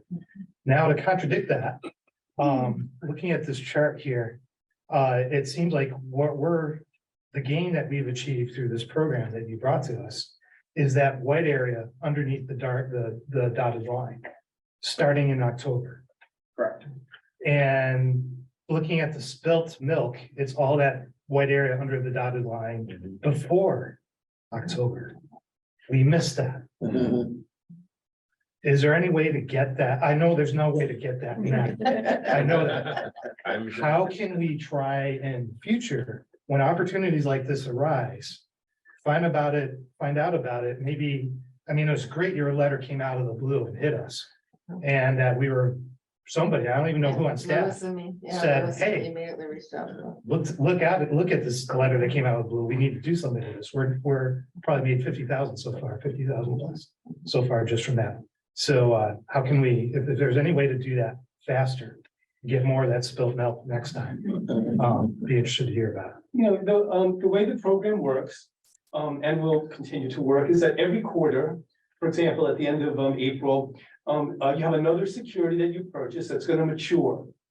And then you have the option of putting it in LAIF, or buying another treasury security, or spending the money on some project, or putting it into cash reserves. So really every quarter, we'll sit down with you and we'll look at the market, we'll look at the portfolio, and we'll figure out what's the best strategy for that money at that time. And over time, that best strategy may change. One quarter you may say, let's do this, another quarter you may say, let's do that. But really, it's just a question of looking at all of the information that's available on that day and saying, what's the best decision we can make today? In hindsight, you may regret some of those decisions. You may be like, oh, we could have made a better decision if we had done this or that. You can't really think that way. You look at the information and you make the best judgment you can, and then you go forward and, you do it again, the next 90 days later. That's investing. Yeah, I feel like we're in an optimal strategy right now based on what we know, and that there'll be decision points in the future. And some of those decision points will make commitments. We'll have to decide whether to make commitments that we might end up regretting. What I regret is we didn't get your letter back in February. So, well, the truth is, I have to confess, you're much better off for having waited. There are clients, there are clients who got that letter back in, April, May, June, whenever it was, and they invested in the market at that time. And interest rates at that time were much lower than they were in November when you invest, in October when you invested, or in January when you reinvested. Had you invested back in April or May or June of last year and purchased these fixed rate securities at those interest rates, you'd be only earning half, or maybe a little bit more than that, but not nearly as much as you're earning now for having waited. But those clients, they're regretting their decision for having jumped the gun. They're like, we should have waited. And I'm like, well, at the time, that didn't seem like the right choice. So yeah, regret is not, you can't be having regret. I see, they were locked in for that. They locked in. Of course, there's a chance to reinvest when the maturity occurs and, make up for lost time, but but sometimes you don't optimize your investment because you don't know what the market's going to do in the future. And just from the perspective, because I was a GM when his letter came in, I instantly sent it to you as the board because it was addressed to you. And then I instantly shared it with Bud and Rob, okay? Because at the time, Stephen wasn't associated with Wolf Hansen. So they're the muni advisor. So they were on it. They were on it working to get him hired. So it wasn't like there was really like a lot of, just stalemating and I'm sitting on it. And then soon thereafter, Brenda's bringing it to you guys. So. And I it don't is want to hard. imply that at all. No. But it is hard sometimes with all the letters that come in, like what's legitimate, what's not. But Correct. if it's addressed to the board, it goes to the board. And then, then Lewis reached out and said, hey, I think we should probably talk about this as a board. So we did. No, I didn't take it that way, but that's kind of how it comes in when letters do come in like that. Yeah, and that's, I like that, it's decision make, sometimes you win, sometimes you don't win as much, so. And we want to thank you, Tammy, very much for Yeah. sending that letter to Bud and I, because now we have Stephen on our On board, team. right? and, Yeah. It's been very successful. Yeah. You're welcome. I thought it worked out for everyone. Kirk, anything from you that you can think of, or? No, but looking at this graph, it looks like the dotted line at the top is pretty flat, and we're going to continue to see Leif catching up. Probably always over the next year or more, Slowly. be ahead of the game by being in this program as opposed to having been in late. So it looks like it may have a limited lifetime, but it seems to be working. Yeah. Anybody else? I just had, just to help me understand the numbers, if it's on page 36, and I think Al was asking the question, I couldn't quite hear what you were saying, but I'm trying to figure out how these numbers all add up. Yes, it's a little bit confusing. The way that most treasury securities work is they are not sold or priced at par. They're either sold or priced at a premium or a discount. So that means that there's essentially three different components of the earnings that need to be tracked that will total to your total earnings. The first being the actual cash interest payments that you receive. Now, you may see on the first page of our report in this table, most of these coupon rates or interest rates are actually very low. They're well below 2%. Most of them are even below 1%. As you can see right here. So that makes up one component of what you earn, but what else affects that is the price that you pay for the security. So for this first security, for example, its face value is $1,547,000. To buy that security and to receive that as the principal amount of maturity, you actually only paid 98% or round up to 99% of the face value of that security. And as you can see, the discounts get deeper and deeper, the more time horizon we have until maturity. And then, of course, accounting for accrued interest is the third part, but a very minimal part. So if you add up for the right quarter, and this is on the fourth page of the document, you'll add up the cash interest payments, the accrued interest, the amortized discount that you've earned to equate to your total earnings. I hope that answered your question. It does. It's a little bit complicated. It does. I was trying to make sense of where did this 10,568 come from, right? That was my question, and it's the original, I'll use round figures, 9 million. And then 1.5 million matured and reinvested, and it's those two figures added together. We really don't have 10.5 Exactly. million. We That's have what I was. 9,080,000 counting the cash equivalents. Right. It actually went down a little bit in February. It did decrease about 7,000. That chart on table 2 just shows the cash flow when the cash is coming in. Okay, thank you. Very good. Okay, well, one quick general question. Would it be a correct statement if I say that most public agencies still believe in late though? Absolutely. And the reason is because of safety, right? Yeah. And conservativeness and all that. Right, absolutely. Leif is very safe. It is extremely liquid and it has a very long track record of serving most public agencies well. Okay. This program is not in any way to disparage Leif. It's more just to take advantage of an opportunity in the marketplace. Within the time, yeah. That's right. If you remember too, when Bud and Rob came and talked about it, this is something that hadn't happened with like 30 or 40 years. Yes. You know, so it's an opportunity that doesn't come up that often. Correct. It's just yeah. happening So you now take because- advantage of that period of time, because that could go, either could go away. Yeah. Yeah. Good. Those, you were in the fire service, it's always like, and I remember I say public works too, that's the way we always do That's it. true. So that's the way we always do it. Yeah, that's So true. That is true. Okay, anything else? All right, very good. Thank you so Thank you, very Rob. Thank much. you, Steve, for coming We had down. good news. We had nothing but good news today. You know, that is good feelings. Thank you for having us tonight and thank you for allowing us to attend in person. It's so much better when we can stand in front of you guys and do this face to face. So Yeah, Thank same- you. same Send thing. my best abundant one Yeah, I will, on our behalf, from all of us. will do. very good. All right, thank you. Thank you so much.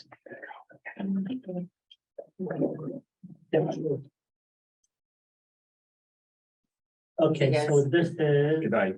just the receiver report, right? That was We just did? a report, yes. Thank you so much. Thank you, Rhoda. Thank you, Kat. And thank you, Tammy. All I Take a did was break. pass the letter off, they did all the work. File break. All right. Yep, 2 minutes. Wow.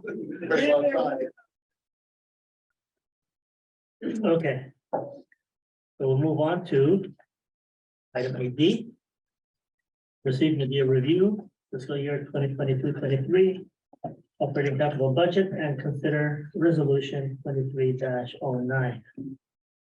Yeah, I'll start off with this, Alan, maybe you can kind of help me fill in, but, you know, if you look at the fiscal impact, I think, Al's got it captured right there. He just says that the mid-year budget serves as to just the fiscal year's original, you know, based, with the actual results that we're seeing to date and make some changes recommending, to the spending plan. And I want to have you guys go to page 45, where you got the summary page, the nice colored summary page. So Monique, maybe go to page 45 and just kind of point out a couple things that we've seen have changed, you know, over the past, you know, few months of the fiscal year. Starting with the water commodity charges up on the very top. That row, you can see that we had estimated or budgeted $11 million in water commodity charges. But actually, when we took a look at it mid-year, you know, we're seeing the trends and our trends are telling us that we're probably going to be falling short to the tune of $1.2 million, which is quite a lot. Probably more than likely due to people just conserving water. And we're asking people, conserve water, conserve water, conserve water. And you've been seeing it on the charts that I've shared with you. We talked about the drought. People in the community have been conserving water. So that's the reason we believe for the decrease in the water commodity charges. On that one, that's the one question I had on this. I mean, it's as of July, December 31st, we're almost exactly on budget. Yeah. So where's the trend? I don't see the data point at mid-year that gets us right on The track, first 3 months of the fiscal year are your biggest months. right? Right. So if you're at 50% halfway through the year, Okay, but your 3 biggest months are behind you, got it. you're not halfway. Okay. Yeah, that's And it. you look at that big curve, dang Yeah. curve water. Yeah. So we're starting July, August, and Yeah, September. through I February. looked at the monthly revenue for like the last 5 years and, you know, gotten how it comes in. And there's a huge variation. It's almost double from the lowest month to the highest month. Right. Okay, thank you.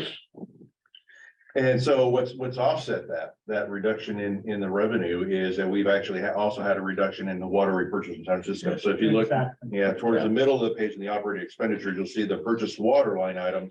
You know, it looks like we're gonna fall below what we thought our budget was gonna be to the tune of about $940,000 less in water expenditure. So not the same amount of money, but a lot less, right? And also our salaries and benefits and wages to employees, just because we've had some vacancies and so on, you know, we're not gonna hit that target. We're gonna be, you know, around $170,000, you know, under what we had budgeted. But then on the revenue side, you know, we've typically, and you've heard Tammy say this when she's brought the budget to the board before, when we're talking about our water system capacity charges and offset demand going back up into the revenue side. You know, we typically estimate that really low because we just don't know how development is going to happen, when it's going to take place, if it's going to land in a particular fiscal year or not. So you can see that we had budgeted about $40,000 for water capacity charges, but we had the 2 projects land.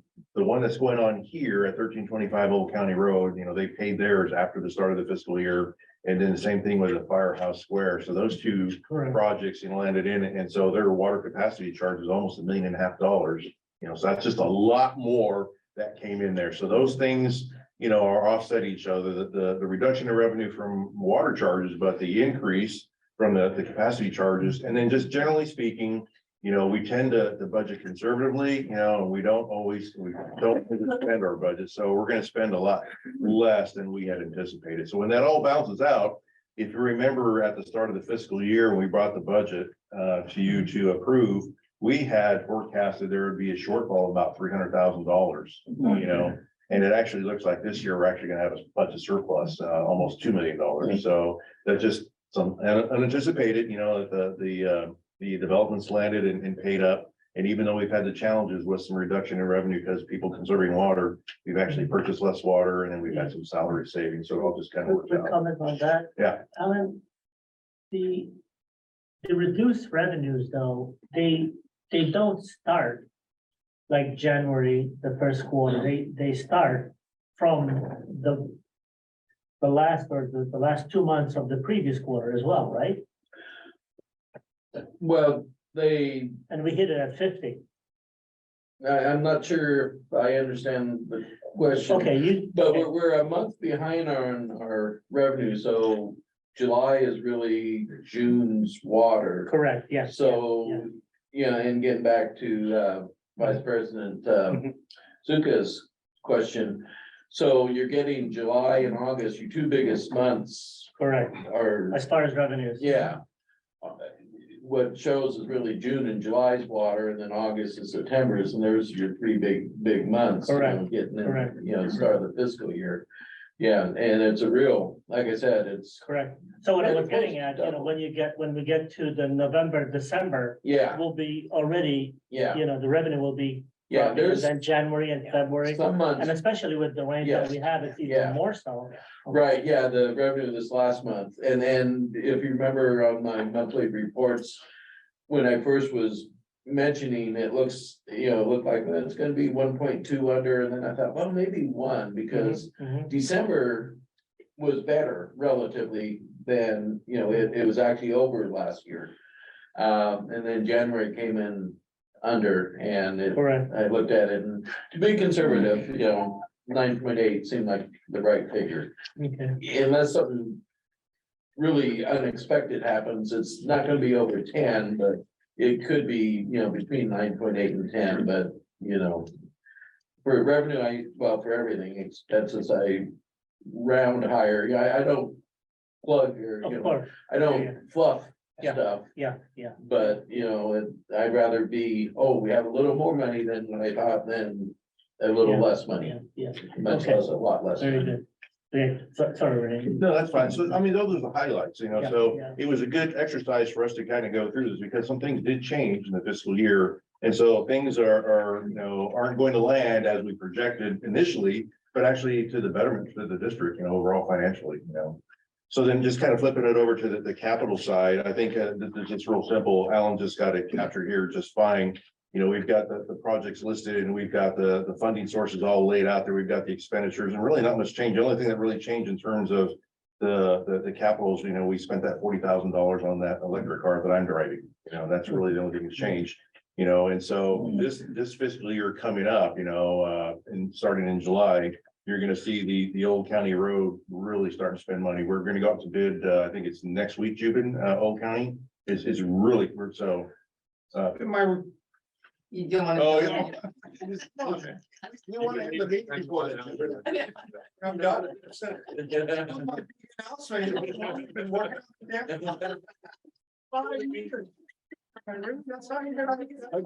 get out.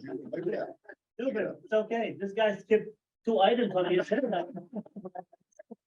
I'll get out. Do recess, then I have to get go. Yes, I hope, yeah. So I mean, Al, is there anything in the capital too that you should point out to the board that they might want to know? Nothing really, as you said, there's not much change, the vehicle, Yeah, and then the only other change is the Belmont Canyon. oh, yeah. Yeah. You know, the funding moved around a bit, and part of that was, yeah, I mentioned in the fiscal impact, there's some inconsistency how the original budget was prepared, and I didn't catch it at that time. It's not that any spending or revenue was wrong, but bringing the Projection. cash that, from operations over to fund capital, Mhm. how that was shown. Yeah. I improved it, I think, here. All right, good. So- Anything else that, So we're ready if the board has any questions, or if you're just ready to make a motion on the resolution. Excuse me, I do need to bring one thing up, and I have to apologize to the board as well as Brenna and everyone. I saw an error, and I think it was my eyesight more than anything. It's on the staff report as well as in the resolution. what page are you? The bottom number in the middle column, the proposed mid-year 41, budget. okay, page 41, uh-huh. Oh, I'm sorry, I don't have the page I know, numbers. I'm looking at it, it's page I'm 41. Okay, It reads 2,757,450. yeah, Should be 2,753,450. And that number is found on both the operating budget and the capital budget. So if you approve the resolution, I presume. oh, it'll that have will be to with this fixed. change. It's a $4,000 It's difference. the same thing on page 43. It's the Yeah. same column where Okay, Brenna so and it Al put will it. be Okay, Yeah, 5.3 instead of 5.7. correct, yeah, yeah, Yeah, okay. and I apologize for that. $4,000 difference, okay. So with that correction. Any more correction, Alan? No, No, we're good. Rena, we're good? Yeah. Any comments, questions from the board? Okay, Had a question. Like that, oh, gosh, what was that? I'll make a motion and then you can sit down and open through. Go for it. All right, I'll move that we approve resolution 23-09 for the amended budget. second. Okay, so we do have a motion and a second, We have a resolution that's about. yeah. Right, anything before we go to vote? Go ahead. Okay. I mean, we can, I just thought I'd sit that and charge you loose. It's too late. It just flew away. Yeah, I was waiting for my turn to talk and. So we do have a Cookies and a motion cake, by yeah. Vice President Zupa and a second by Director Wheeler. Very good, okay. Please. All right, Vice President Zuka. Yeah. Director Wheeler, Yes. Director Schmidt, Yes. Director Gordon, Yes. President Bella, Yes, motion passes. thank you. All right. Next. All right, consider scheduling special board meeting for development of the Mid-Peninsula District 23-24 strategic plan. This is that meeting Yeah. that just does not want to happen, right? Yeah. So, I've talked to Julie Brown and she's available on the 3 days that are in the staff report next Thursday, March 30th, or the Thursday after that, April 6th, or the Thursday after that, April 13th. So what is the board's preference? I can let Julie know, and hopefully we won't have a storm get in the way and not allow us to meet there for this. But that was a very legitimate reason Yeah, not it to, was- and I'm glad we did not. you know. Right. That was. We know what that was happened good that call. day. So. Everybody's looking at their calendar. So March 30th will be next Week from tonight. Thursday. How does that look for everybody? Yeah, all 3 days work for me. Or 6th? Or the 13th? We've discussed it before. We were talking about the 13th being preferred, but I don't know. The 6th does not work for me. The other days do. Yeah, they're all fine for me. I'm good on all three. Okay.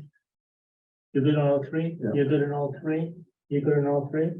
And you're not good on the 6th? Yeah. How does next week look for you, first half? Will you be okay? Yeah, well, we've got the board I don't packet wanna- information out, so we can resend it out, but I mean, we're ready to do it next week, I think. Yeah, I mean, we'll have to, Don't put more pressure on you guys, if you guys don't think that it's gonna be enough time. we'll wait, but if it's okay, then I would prefer to get it out, if I'd like to have it as early in the year as possible. Yeah. We just couldn't do it earlier because of what The happened. only thing that we didn't get to do, is we typically have a pre-meeting with Julie Brown, staff does, just to kind of talk. about it. So, I mean, next week works, we can do it, yeah. I'll contact Julie tonight and tell her, hey, you Next know, week is good? Next week, okay? Next week, okay, so we'll target March 30th. 30th at 6 p.m. It'll be here. And we'll have a dinner because it's gonna start at 6 o'clock. six P M, right? Yes, Okay. And can I ask, since you've already received the packet for the last meeting, the only thing that needs to change is the agenda. Does everyone want hard copies again? No. I don't need Soft- hard copy. Yeah, soft copy is fine, yeah. All right, so let's put it on the calendar. 6 p.m. So this is before you retire. I was hoping for April 13th. I was like, really? I thought I was gonna comment on you trying to change the meeting. Comments, I didn't want to sound disloyal, okay, or undedicated. Dang it, though. Hey, yeah. Can we search it? Right? Another food dinner. You know, hibachi is gonna be served, so we're all down for hibachi, so. All right, we'll have a special dinner for you. I love it. cake, Okay, so March 30th, it is at 6 o'clock. 6 o'clock Yeah. here, Gonna be here or be Talking 2 hours. 2 hours, yes. And it will stage that at staff time, so that was a great question, not having to get packets ordered again, just sending you the updated agenda, that's awesome. just the agenda. Yeah. All right? That's it? That's it. Okay, good. Okay, the Bosca update. Okay, now we're at the Bosca update. No, we already I thought we had adopted. that. There was no update. And so before I give a little update, Keyword emphasis on little. a little. Sorry. It's gonna be long. So the way we have done the Bosca update, and this is for staff, is that I just go over, you know, in a brief manner, and then the general manager kind of piggyback of what I've done because she would have attended the Water the manager. water managers meeting. And that, when we team tagged it, it worked out very, very well. I would like to continue that. It will not be today, not because that you were prepared for that, but the next one, we'll do it that way. Okay. All right, very good. So the meeting was on March 16th. And this one I'm going to read because this is very, very important. And usually I do like a little summary of, but the comments by the chair, I want to read because it has to do with some of the finances of Bosca. So these were comments that the chair opened the meeting with. So on Friday, March 10th, 2023, the Silicon Valley Bank, which Bosca uses for its regular day-to-day banking, was closed by the California Department of Financial Protection and Innovation, which in turn FDIC, okay, which in turn appointed the Federal Deposit Insurance Corporation as the receiver. To protect insured depositors, the FDIC created the Deposit Insurance National Bank of Santa Clara. And on Sunday, March 12th, the FDIC as receiver immediately transferred to the Deposit Insurance National Bank all insured deposits of Silicon Valley Bank. Also that day, a statement by Secretary of Treasury Janet Yellen, Federal Reserve Board Chief Jerome Powell, and FDIC Chairman Mark Bloomberg clarified that Secretary Yellen approved actions enabling the FDIC to complete its resolution of the Silicon Valley Bank in a manner that fully protects all depositors, and depositors will have access to all their money starting Monday, March 13th. The CEO of Bosca met with Paul Behan, Silicon Valley Bank branch manager, and confirmed that Bosca's deposits are immediately available.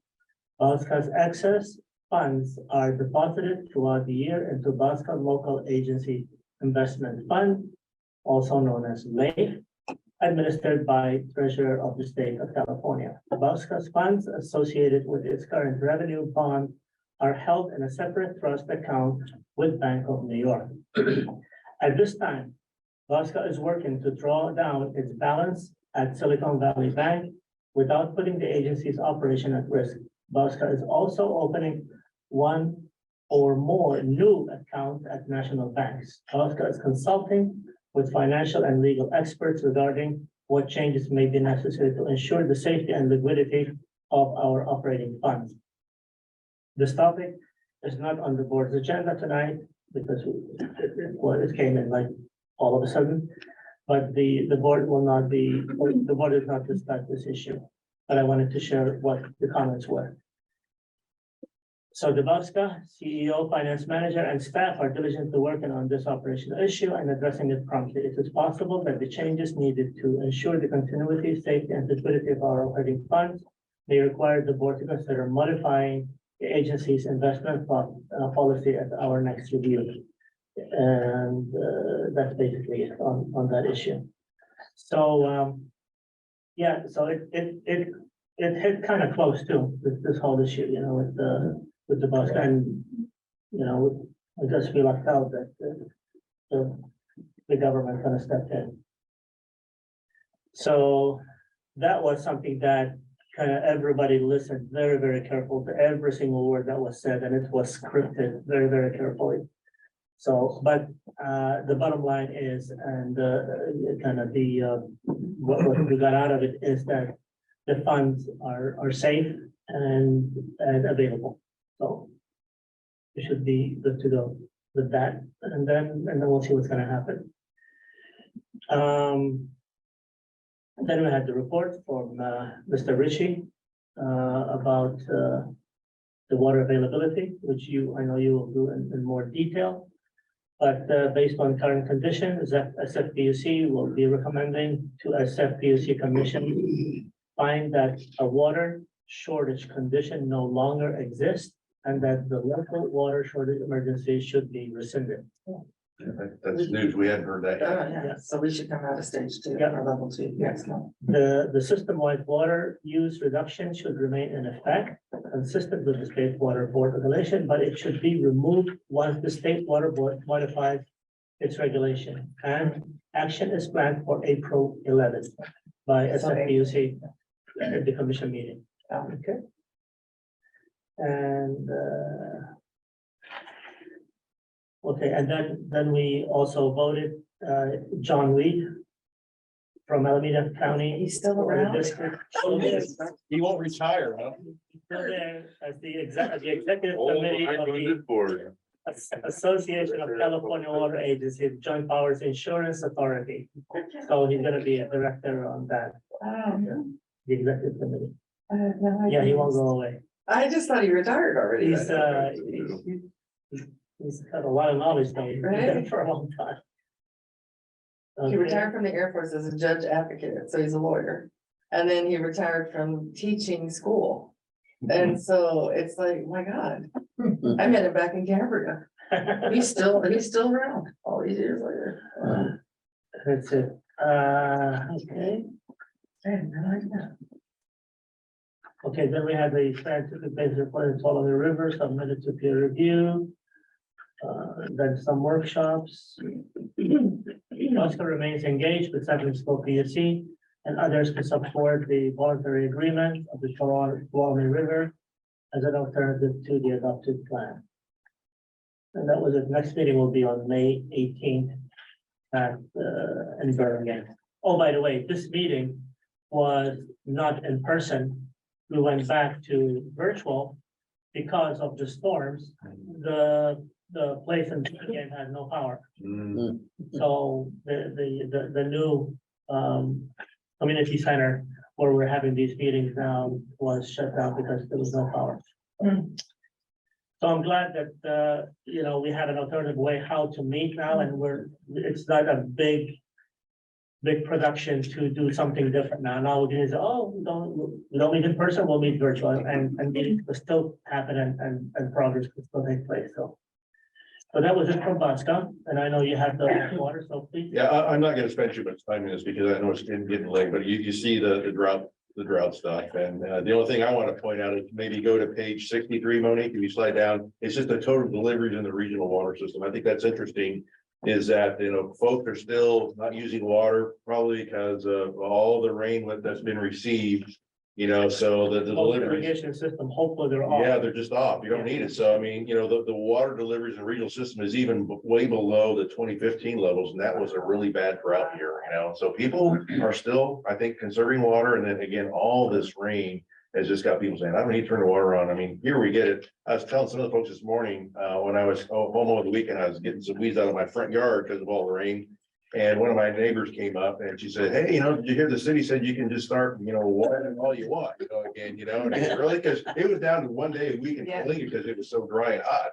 I go, well, that's great, but I mean, I'm planning for the future. I'm taking out my front lawn, I want to save water for all of us, And so some people are getting it, they get it up here and other places, hey, you gotta have that green lawn. And people just don't realize how much water goes on your lawn. If you Yeah. start irrigating your lawn, your water goes up by a factor of 3 or something like that. Here, we're still not seeing it in the regional water system. And if you look at the chart on the next page, page 64, you see the water use in our community, the little purple lines on the bottom for January, February are below 2021, they're below 2015, kind of similar to what we're seeing in the regional water system. The customers in our community are still not using a lot of water. I think that's our lowest GPCD. I gotta honestly admit, I don't know that we've had a GPCD under Yeah. 50. Yeah, 46.8. I mean, maybe Brandon could run the numbers, but I don't know that we've ever had one. Yeah. Even if it is February, So I just wanted to point those out, so if you have any questions, we'd be glad to try to answer them. It's good news statewide. I mean, the drought map, all that, a lot of the states out of the drought. It's considered not being a drought. The reservoirs. The reservoirs are all in really good shape. They actually, I was looking at the total numbers, comparing the entire regional system 1 month to the next. And this month it was down about 42,000 acre feet overall. And I think they're just doing that because they're making room for snow melt, Of course, yeah. So, but it's the system's in good shape, and that's why Stephen Ritchie's telling the commission is gonna look at, getting rid of the water emergency. Yeah. We're just in a really good water year this year. Yeah. We just can't count on it next year. We don't know what'll happen next year. And just remember, we're in level 2, and Yeah. so it is important after they do take that action that this board come back and say, we'll get out of level 2 because we do have our capacity charges are based on what level we're in. So we have to be fair to our rules. I think we have to look at that because the state board actually required that everyone go to level 2, so I don't know. Oh, you know what? I think you're right. We have to double check. I think you're right. So hopefully they'll do the same thing. Yeah. You know what? I think you are right. They did require us to do that. Yeah, good point. So. Check that out. Don't So forget we're in it. that was my question on the previous item. All And right. this time I wrote it down when I remembered. Like, I'm not forgetting that. Are we still doing drought conservation? Yeah. When the answer is yes. Yeah. And it sounds like we need board action at some point to be allowed to do it. Do we want to throw that on as an additional item for next week? Saying as soon as we're allowed to, we take off. Well, again, she brings up a good point because it was a governor executive order. It was an executive order. Yeah. Requested the state board. And it was across the state of California that we did that, remember? That's what you just read, though. Was That was it? SFPUC. That was No, but- SFPUC. but if This you- is SFPUC. But what you said is, it said the state board has. Oh, they did already? He said that in the news. You read that? No, they haven't. They have it. I know. He said that they have to rescind. Oh, it. they did. But you did mention it on the next. April 11th. Is that like the April 11th meeting that I mentioned? I think the April 11th meeting was PUC. That's but he PUC, mentioned yeah. The state board was not the rescind. So you're still looking at a couple months, but we just don't want to forget because the board's the one that agrees to tier 2 Okay. or level 2. The system-wide water use reduction should remain in effect, consistent with the state water board regulation, but it should be removed once the state board modified its regulation. And that's several And months. that action is planned for April 11th. Typically, the 1st of April, the state and the feds start looking at the snowpack and what they anticipate the water runoff. And then that's when they start saying, this is how much water is going to be available. And probably then you'll start hearing about when they're going to start lowering the water source contingency plan. Yeah. So April 11th, one thing happens, and then something else has to happen. All right, so we got plenty of time to figure it out. All right. All right, good. Any questions on Rena's report? Okay, thank you, Ren. Question, Louis, did it come up with Vasca how much money they actually had in Silicon Valley Bank? As a matter of fact, it just was the written statement and there were no actions to Okay. be, Just curious. yeah. Was that the main bank? I missed that part. Was that their main bank? Silicon Valley for Bosca? Was that their main banking? I mean, where did they have their checking and they did their payroll, they do their. Yes, as far Okay. as that goes, Okay. but we have the bonds, the bigger Okay. money are somewhere else, but yeah, the day-to-day operation was at SFB.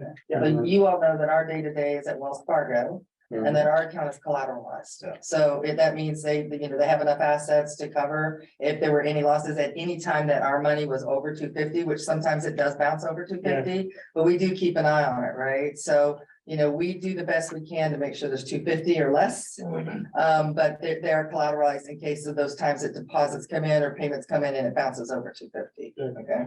so good point, and hold your thought, Alan, for a second. What I was gonna say is that is exactly what I was thinking when I was at that meeting and I forgot to mention it. But I know we're talking about Umpqua. Yeah. Now, that bank would be classified as a small bank. Right.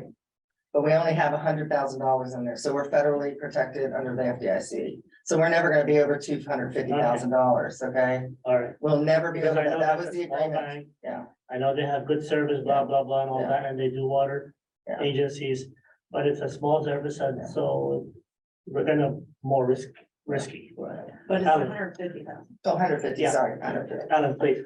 I was just gonna mention, and you've all seen in the news that, yes, 250,000 is what FDIC Insurance, has to insure, but Correct. they're insuring any amount of course. in any of the banks. Yeah, And but no- for this situation, we Yeah. don't know if others. Right, no, I We understand. don't know that, Yeah. because after all, it's all tax dollars money going to the insurance so that the insurance can cover. Well, no, it's the bank's money. It's not, no taxpayer money goes into FDIC. It's strictly. So from the other banks, the Yes. bigger banks, They pay the bigger fees banks. and that's what funds, and So that's. they the- had to increase. the But funds. that's the problem with that. So far, no one since FDIC has been in existence, no depositor has lost money. Correct. Even, during 2007 and 8, of course, the federal government stepped in then. But you're not guaranteed past the 250. Correct. Yes, they are covering this time, Yeah. but who knows? Depositors, Yes. depositors, Yeah. not the investors. Right, Some yeah. investors lost a lot of money. Yes. Okay, Yeah, so we know that. yeah, I was just strictly talking depositors. Yes, that's us. All right, good questions. Anything else, Brennan? No, sir. So we'll move on to receive the report on the California and San Francisco Regional Water Drought. That's done. Did that. Management and board reports. So, NRMGM. That's my first operation. one. Yes, I just want to remind everybody tomorrow, 6:30 at Iron Gate is the employee appreciation dinner. I want you to see everybody there. I think we're gonna have, is it, Monique, 42 people have responded, so employees and significant other spouses. It was 44 and then a few people have, They're guests canceled. have canceled. Yeah. For some reason. Yeah, my wife was gonna come, I was gonna pick her up tomorrow, but she's got COVID, so I'm staying up here, stay away. You're That's not gonna be canceling. Good group, though. Nice Yeah, group. it's gonna be a good event. We haven't done this in a few years, so it's gonna be nice Cause I to don't, get together and celebrate. Yeah. Celebrate our family. The other thing I want to mention too is the Aqua Conference is going to be in Monterey. It's May 9th through the 11th. Right now, Kat's held 4 rooms for, so are there any board members that want to go? I know Kat wants to go, and I just want to make sure before I say I'm going to go out and just give the board members an opportunity to say they want to go. The dates are midnight too. May 9th through the 11th, and then there'll probably be a couple of days for Aqua JPIA, a couple of days prior. Are you going with? Well, no, Paul, just to avoid any. Not that it's one agency against another, but the preference was last time, Paul also paid for me to go down to Aqua. So that went down as suggestion. Sure. All right. I might be interested in attending. Because it's in Monterey, so it's Yeah, close. it's close. JPI is the first 2 days. Right. And then it's Aqua, and by the way, the Aqua Conference is in 2 days now. Because Kirk and I learned that, remember, it's just Wednesday and Thursday now, no Friday stuff. It's over after Thursday. It's just a Oh, yeah. big conference. But what's weird is they have some freaking like social thing at Thursday from 4 to 6. It was so weird. Yeah. And I then mean, you're we like, wake up the next day going, where's Hans no breakfast? yeah, and then like, and then for Palo Alto, you like, you're done, they expect you to fly out that night, so, Oh, Lord. yeah. Gosh. So Yeah. Moderate I will might be have to easy. have, You I just- might have to Yeah. just pick up the Thursday Yeah. night, though. There you go. You have to make it easy. I think you need to come home on Friday morning. Because you do, I mean, it's a busy 2 days now that they've crammed it into 2 Yeah. days. It was. Yeah. It was busy, It was yeah. long. Yeah, it was long. So, And even the day before the actual conference, because JPIA. yeah, was 2 days still with going on. JPIA, yeah. So, And they had a bunch of aqua meetings on. Yeah, the That committee. Tuesday, Yeah. the committee. Well, the nice thing about Monterey is that there won't be a 5 mile walk in between, you know. That's true. venues. Come on, man, you got your steps. Well, that's why she got the rooms, is because otherwise you would have been staying Yeah. at, you know, one of those Right. out hotels. All right. and stuff, Yeah, yeah. so Okay, so, we got 4 rooms. and what's the? Yeah, is there a deadline? I mean, the sooner the better, but I mean, at least the rooms we've got, that's a Yeah, I big was thing. gonna say, the deadline to register for the conference, I think you can show up the day of, it's the rooms that are really difficult, they're all sold So out. we already have 1, 2. Well, I will bow out if there's 3 directors that want to Correct, go. but if anything, you. Yeah, okay, yeah. And then you possibly. Yeah. Maybe, I don't know. Okay. So what's the deadline again? Well, we have, like Kat says, and probably until maybe the 1st of May. First of May. Well, why don't we do the 1st of May? If somebody wants to go, let us know by the 1st of What's the May. date again, Cash? What's Yeah, the May- date again? I was gonna say the Because you're probably gonna have like a 72-hour for those rooms. You wanna make Yeah. sure you cancel those rooms. Look, or whatever. exactly. Yeah, I would think Yeah, so. it has to be soon, particularly, Yeah, you have to be there for JPIA. exactly. Okay. Yeah. All right. Well, almost a second. with the more information. Yeah. Yeah, Well, Kathy says she can't go and Matt's gonna go with Palo Alto if he goes, so it's just Lewis. If Lewis is not gonna go and Kirk's a maybe. So okay. anything, you'll just have 1 room left. Yeah, and somebody, I'm sure somebody will gladly take it from us. I will take it from you, because I'm in an outlier hotel. 'Cause Oh, are I- you? I, There you go. It's based on. Yeah. Yeah. Take care of ourselves. Yeah. No, I'm sure he's been, your family, but not that close. Wow. We're transformational from June when you were there, buddy. I already have a hotel. I'm just saying, if you're gonna give the room, I'll gladly pay for it and take it. Yeah, that'd be awesome. Well, thanks, Kat, for getting the rooms in advance. Just to- Yeah, they went quick. They went. Yeah. Yeah, And that's. yeah, I just. Acceleration, scary one. Smart. No, Yeah. I wish I could go. Very good. And then on the operations side, we didn't have any water leaks, last couple months or last month, so that was good, but we still haven't been able to focus too much on just doing general maintenance, but Michael and his team are starting to get back into that. And then also, I noticed on the front page, page 68, that, the fire marshal contacted us and they're going through their 10-year ISO review. So they asked us for a bunch of water information, including, Jubin helped us. They ran the model because they wanted some, water, pressures 15, and flows for 15 or 16 hydrants scattered throughout the system. So we provided that. And then we'll see what kind of, ISO rating comes out of that for our area, because that affects, insurance. I'm sure they thank you for your services, right? Yeah, no, they didn't. You laughed. I saw Chris was out changing the hydrant port on my. Oh, okay. Hydrant Yeah. down the street. Yeah, we have the newer hydrants for whatever reason, the delivery, or the first place we buy them from, they screwed up and sent us out, hydrants with 4-inch ports and 4.5 inch, so. they corrected. So that I won't forget, I wrote the word leaks. And the reason I want to do that is because the temperature has not been that cold. So that could be one of the reasons why we have not had leaks. To me, my experience has always been usually in the fall, when the temperatures go from warm to cold, you get a bunch of leaks. And the same thing in the winter and the spring. In the winter, Yeah, Yeah. as a transition months, the temperature changes in the soil, the soil's moving around and shrinking, expanding. It's on the soil movement, Yeah. shrinking and the movement. If anything, on during the winter with all the trees moving, we may get some, but in this case, we really have. We're not. Yeah, we've just been fortunate, yeah. That's good. All right. Oftentimes when it's this wet, that, some of the start to sink and you'll get differential settlement on some of the lateral. We get a lot of calls from people saying they see water coming up through the cracks in the street and so on, and it's just water literally moving through the soil, right? You know, you get a lot of spring water, whatever, and, you know, we just go out there and we'll check to see if there's a chlorine residual. There's chlorine residual, and it's a good possibility to leak, but lots of times it's just not. So just water moving through the hills, but we go out there and check anyways, because you just don't know. Good, all right, that's it. That's it for Thank me. you. Okay, Assistant GM. All right, I'll be pretty quick, cause I like graphics, I put in, just a little image of a survey that we sent around to all of the district staff related to the vision statement, the strategic plan, so I'll go to the results, and the process behind that, next week at the strategic planning meeting. You've heard about, bargaining and flood recovery, and the tenant improvement, the plans, for our tenant improvements here, just, adding a door at the front customer service window and then closing that room off, so it'll be a closed, conference room. Those plans were submitted to the city on Friday, and they've already been reviewed. We did reach out to the city and ask them to consider, us as a priority, given that we serve them. It should be over the counter. So they have been reviewed, and we'll be working with the architect to get things moving.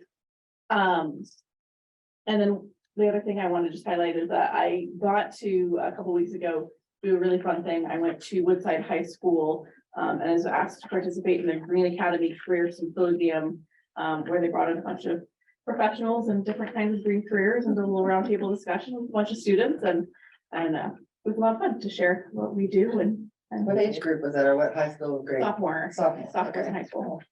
Yeah, so. Cool, That's cool. very good. And so, how does it feel taking the secretary's duty?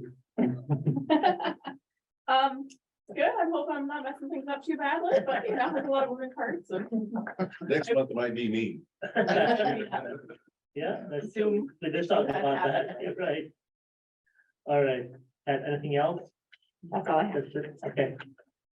Very good. Anybody has any questions?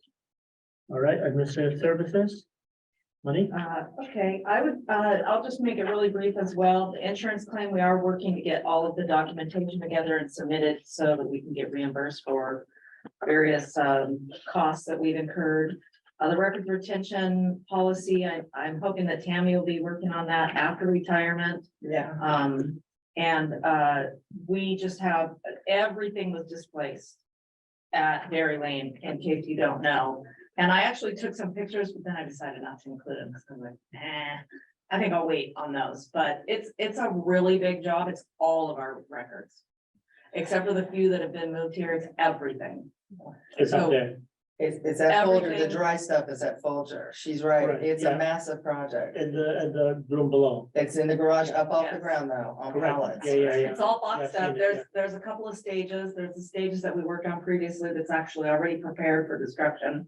We just haven't gotten that far. So it's all recorded. It's all taken care of. Then we have lots of misplaced documents that are in some identified and some unidentified boxes. We have some boxes at Dairy Lane that are still damp. And we're still going through identifying, and we will be coming back to the board with documents, or identified documents that have been destroyed. That we have to record so that we know what happened to them, and then we'll do the final destruction of those. And then we're going to move forward on recording what documents are in those boxes and tubs. And it will be nice when it's done, but it is a big project.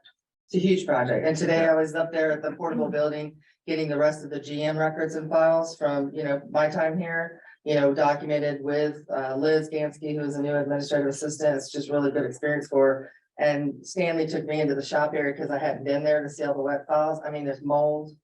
There's already mold growing on them, and I'm just like, Jesus. And so, we're doing that next week, the two of us, and that's where we have to list in a resolution, a draft resolution that says, here's the files that we chucked because they're contaminated.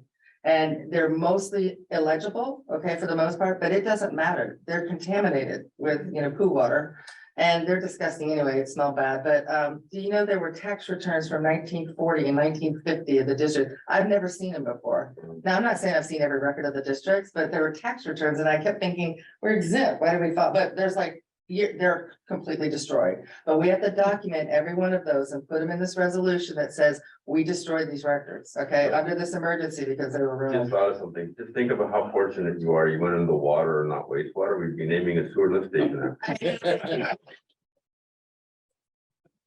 Said, you tell that board to name a tank side after you. Okay? Well, man, you gotta throw some support. I didn't know there's so much support from them. Let's handling facility, we'll name it.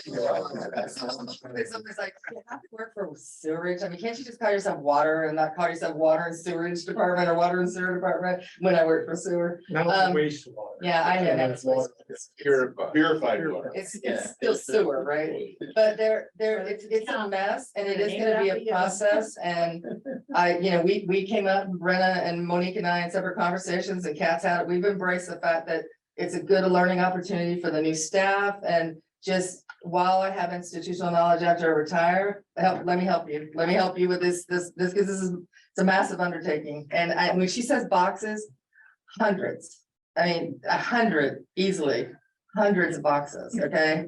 And we don't know what's in them because they all just got packed up so quickly so they wouldn't get ruined. And I'm thankful that the staff got as many of them, packed up, but next week is gonna be the wet ones, the ones that got contaminated. And I'm just telling you right now, there's only one box that I just went to Michael and Rena and said, dude, these look like lat longs. They look like easement agreements. You go look at them. They're only wet like a half an inch. I mean, they're still gross, but they're legible and they look important. And then the rest of them, we're just gonna make the decision. I'll work with Liz. She'll put them in the spreadsheet and we'll bring a resolution. So Rena was like, wait, is it like gonna be 5 pages with these descriptions? Could be. It could be. I'm just telling you, they were destroyed. And it's unfortunate, and I know once we get through it, it's just gonna be nasty, but to think about somebody touching it, well, they're not gonna ever get the pages apart, especially now that they've started molding, so. But anyway, it is a huge project. It was fun though, when Tammy thought it was just a few boxes. Well, I was shocked. They first opened the garage door and I had it on my list to do. And when Stanley and Michael and Monique opened it, I went, holy mother of God. That's where my exact words. I mean, because it's like a presentation. God. And then when Stanley took me to the shop today and then tells me there's more followers, I'm like, oh my God. Just so you know, she was silent. It was just, because you just don't think about it. I know, you don't think about what it did. Yeah, what it did. It's a lot. Yeah. It's a So, big project. but the good thing is it will put us in a really good position when we're Yeah. finished with this. Yeah. So that part will be really good. When we get there. And more good news, Monique. And more, No water leak. and more good news is I really think that everybody's up to date on their ethics and harassment, although I did try to get Rena to renew it a year in advance, but I just misread that. You're coming up though. What's Matt's date? Matt's Okay, saying yes. this today and Okay. They want to do April 6th. That's perfect, because I did the website Oh, the privacy. recertification today. And that was just a massive amount of work, but thanks to everybody on staff and everybody had their certs up to date. And I just noticed a couple, you and Juven were coming up next on your certs. The ones that so. were close or open, I think the profit one was like a week late, so I just got that in today. Perfect, awesome. so anyway, the only other thing is utility bills, we do not shut off until 60 days late. Yeah, that's the policy. That's the end of my report. Yeah. Okay. All good news from my side. Other good news.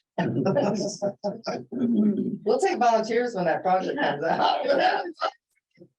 Like, you worked on that thing.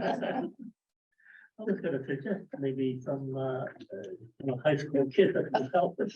She mentioned some not volunteers, but some interns or temps. Yeah. It's just that the stuff got thrown in boxes. You just have people who don't know it. And it won't Yeah, be me. some of those You can't do you can't- that. These are public records and it's just right now, it's just, getting our arms around it. We've got a process, listening to them today and it's just, okay, yeah, thanks. They can get started on it and it'll be good. And at the end of it, you'll be more than a premier agency because you will actually have your, it's all cleaned up. And hopefully we'll have like SM40 boxes. In an off-site temperature controlled environment that will not be here again. That will be fully indexed and accessible. We will get all our plans Mylar finally. I've asked that all the years I've been here, but we'll get rid of those paper, you know, because as-bills and all that and get them Mylar too, so. Good, good. All right. District engineer. Brennan, you wanna? hit my, So, save the best for last, I'll cover that in a minute, but, the rains are not going away. Which means that our projects are, the Harbor Boulevard and Tacoma Lincoln Newell. Both are getting pushed back because on Harbor, the contractor is having trouble finishing the projects that he's on now. We're not in a super hurry on Harbor, to be quite honest, we've locked in the price, right, the bids have come in, we've locked in the price. And we really want the ground to dry up before they start opening it up, and because it's right here and it's really close to the bay. So right now, we're looking at May or June. We had a meeting with them. And sat down, really looked at the schedule, and they were honest. We've worked with them in the past, and so we really want to have a really nice conversation with them to make sure that the dates that they're giving us are fair and could work. So right now, they're looking at May or June. We're gonna meet with them again in mid-April-ish timeframe. And then really lock in the schedule at that point. But submittals are coming in, the materials are available and have been ordered. So everything's kind of moving forward on that. DLNO, the Tacoma Lincoln Newell Oak Knoll, that has been delayed because we have to do potholing and they can't go out and do potholing because of all the rains. They finally are, they were scheduled to do it this week, now they're scheduled to do it next week. And so that's moving ahead also. And then the last and the best news is, cross our fingers, after 5 years, the project of our Old County Road, our biggest capital project that we've had in a in recent memory, as long as I can remember, Michael, all the folks that have been here for a long time, is going out to bid on Monday. So we got to go ahead for the last checkoff, that was the general manager.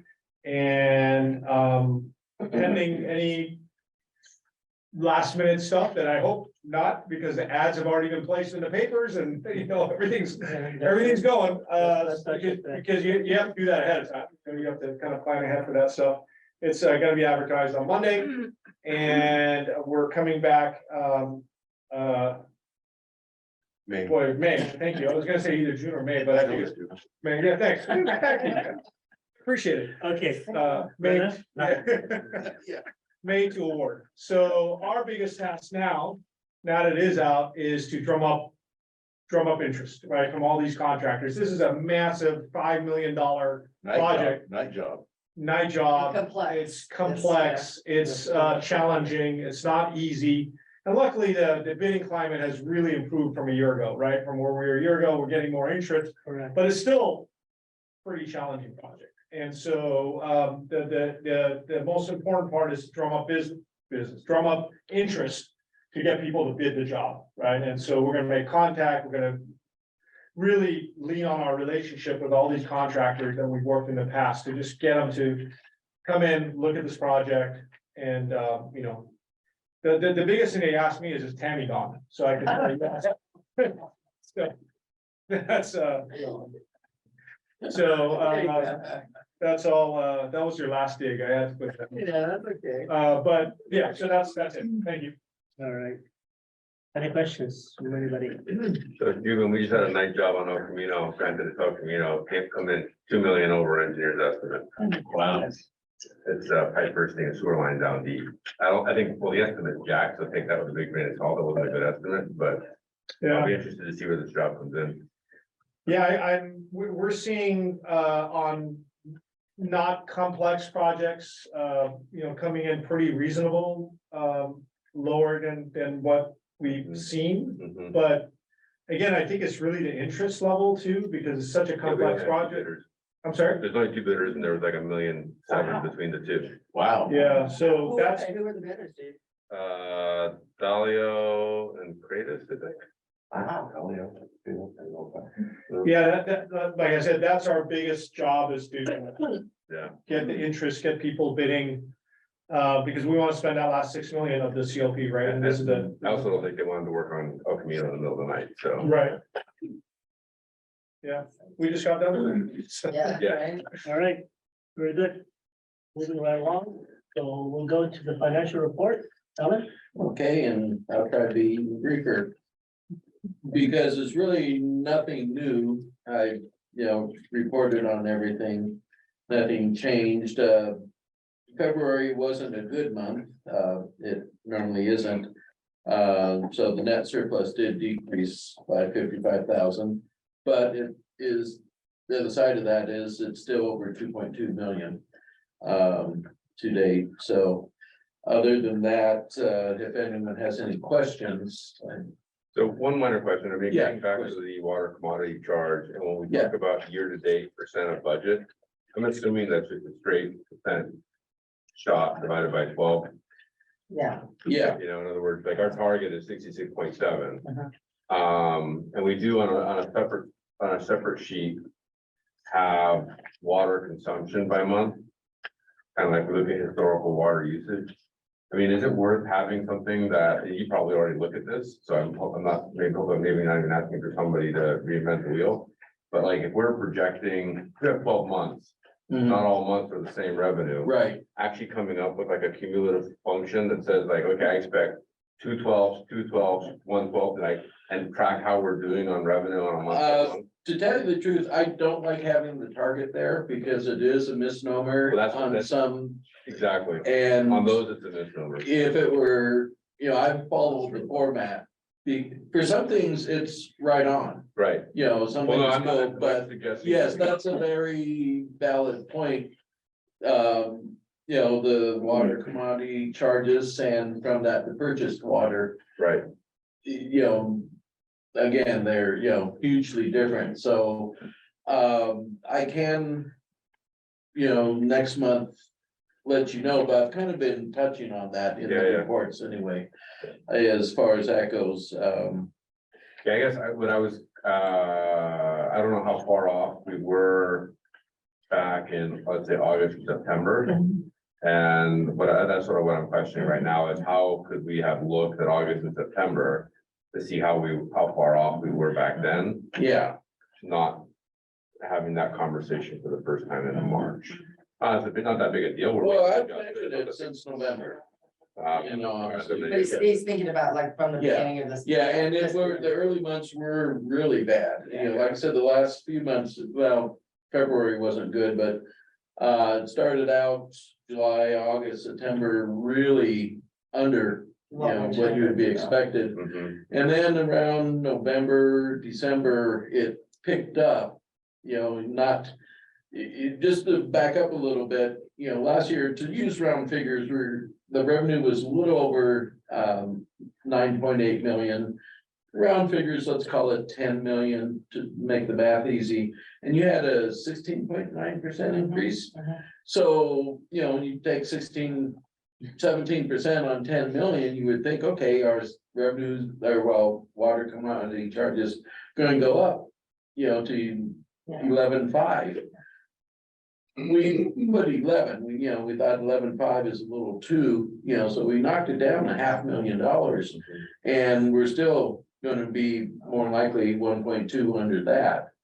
So the water commodity revenue this year really has been bad. And when I said it picked up, I mean, I'm comparing it to last year, which was 9.8 million. And the months where it picked up, it was better than last year, but by the tens of thousands. And when you started out the year hundreds of thousands low, that's not making it up. Right, and I'm sure you mentioned it, I guess, what I'm going back in my head over the last year, and if it was mentioned, it didn't jump out at me that we were tracking really far behind. Yeah. And maybe I was deep at the wheel and I would take ownership of that if that was the case, and if I'm one of, 5 that's the only one to admit that. If not, then I would, maybe we can think of a way to kind of just, and in my mind, I can visualize how this chart would look, but like plot that so we can see how revenue is going on in a visual kind of format, maybe. I don't know, maybe it's just, I think visually. And then we can say, hey, we're trending below, we're trending above. I don't know, I'm just trying to figure, I'm trying to rewind in my head and go, why did I get surprised tonight by that? And that's all. No, Not, we were all surprised back in October, November, and we had several discussions about it. right, We're like, how did we, because he and I, we, that's the biggest item we spend, besides personnel costs, you spend time in budget prep. on. right, exactly, How the hell can you trim this when you have these skewed years right, with this weather, right? right. And we spent a lot of time going, okay, I don't like being right up at the edge, let's drop the $500,000. So we have spent a lot of time, but I do like the idea about that year-to-date thing. Because it isn't applicable to every line. Right. It isn't applicable. It works Yeah, perfectly yeah, for separate some, chart. but yeah. Yeah, I a put separate them in a chart. separate chart just Yeah. on revenue, because Yeah. expenses go with it. Yeah, Just looking at revenue, saying, Yeah. hey, this is what it would follow on a normal year and what per budget. yes. Right, so if yes. we've got 10 million, Yeah. here's how we expect each month Yeah. to come in, and we can I track it know he over. does that, so I know he could do that, so he could trend it, because that's what we do when we look at the trends, so, yeah, I like it. Yeah. Yeah, but I'm pretty sure I can go back and look when I first started doing them again. I'm sure you mentioned it, I'm not, Yeah, there's nothing, that's- it's more like, when we look at this entire package. Yeah. Yeah, no, Yeah. you're looking at a lot, yeah. Like the rest of us did, I mean, because we were down there like going, what the hell? I mean, did they really use that much less water? I mean, we spent conversations on it, making sure that, 15 minutes ago, Rena's report said, oh, look, this is how much water we're actually using right now, we're selling right now. Yeah. And it was significantly lower it's than 15% last year. lower. Yeah. And then we're at So- 46 GPCD. I mean, that tells a big story, but Right. still, we had to make sure, because we're the stewards, right, as managers, to really have the conversations with one another. But it's not an easy thing to track over into the budget Yeah. numbers, yes. Yeah. The questions. The conversation. That's what. Right, any other questions? Financial report, okay? Very good, so we'll move on to director's report. Kirk, anything? HIA meeting, which you attended also, where the staff from One Shoreline gave a presentation that talked about Belmont Creek and the overflows from Belmont Creek, and had pretty pictures of the nearby neighborhoods flooding. What was interesting was not just that the flooding conditions surprised people. It was the fact that Belmont Creek had gotten stopped up at the freeway. That was directly related to why Dairy Lane flooded. And it may well have been, if that culvert had not been almost completely full of silt, we would have been safer. But you know the story behind that, Fish and Game caught the city of Belmont in there with a bobcat about 10 years ago, illegally trying to clean that culvert out, shut them down. Yeah. They got stuck in there, they had to leave the bobcat in the creek, Yeah, those guys show up with guns. they show up with guns, exactly. right. But the second portion was that the One Shoreline Group is a special district associated with all of San Mateo County and is supporting various multi-agency projects that deal with both climate change and flooding type of thing. So they are trying to put together a project for Belmont Creek. The old Novartis, was it? Plan for a bypass culvert. But what came out of it was that, number one, they were going to need $20 million and they weren't exactly sure where that was going to come from. And their design standard is to get it up to a 10-year level of protection. Not a 100-year level of protection, but a 10-year level of protection. So what is it now? It's less than 10. Less than 10. Significantly less than 10 years. Yeah, Dairy Lane flooding. whatever. That's scary. Yes. They're talking about that holding, the holding. Yeah, so the city is building a detention basin at the community center by the police station. They're gonna tear up the parking lot, put a big tank underground and build the parking lot back on top of it. Divert water out of the creek. And It's both for water quality and some peak flow mitigation. But that doesn't affect things until you get down farther, and then you need to get below Old County and have more capacity from Old County down to the freeway, which only helps if you also get more capacity under the freeway. So they've got a lot of hurdles to get over. They're talking a 15-year time frame type of thing. Yeah, they were gonna come down Harbor at one Yes. point with the, They want a big box culvert running down the middle of Park. Yeah. yeah, because for the water line project, we were trying to not have to move it whenever that project comes into play, but they They just had tell no. you where to put it. Yeah, they're like, yeah, no, so we just said, okay, we'll just put it in wherever we're gonna put it in. Yeah, Yeah, I'll retire. yeah.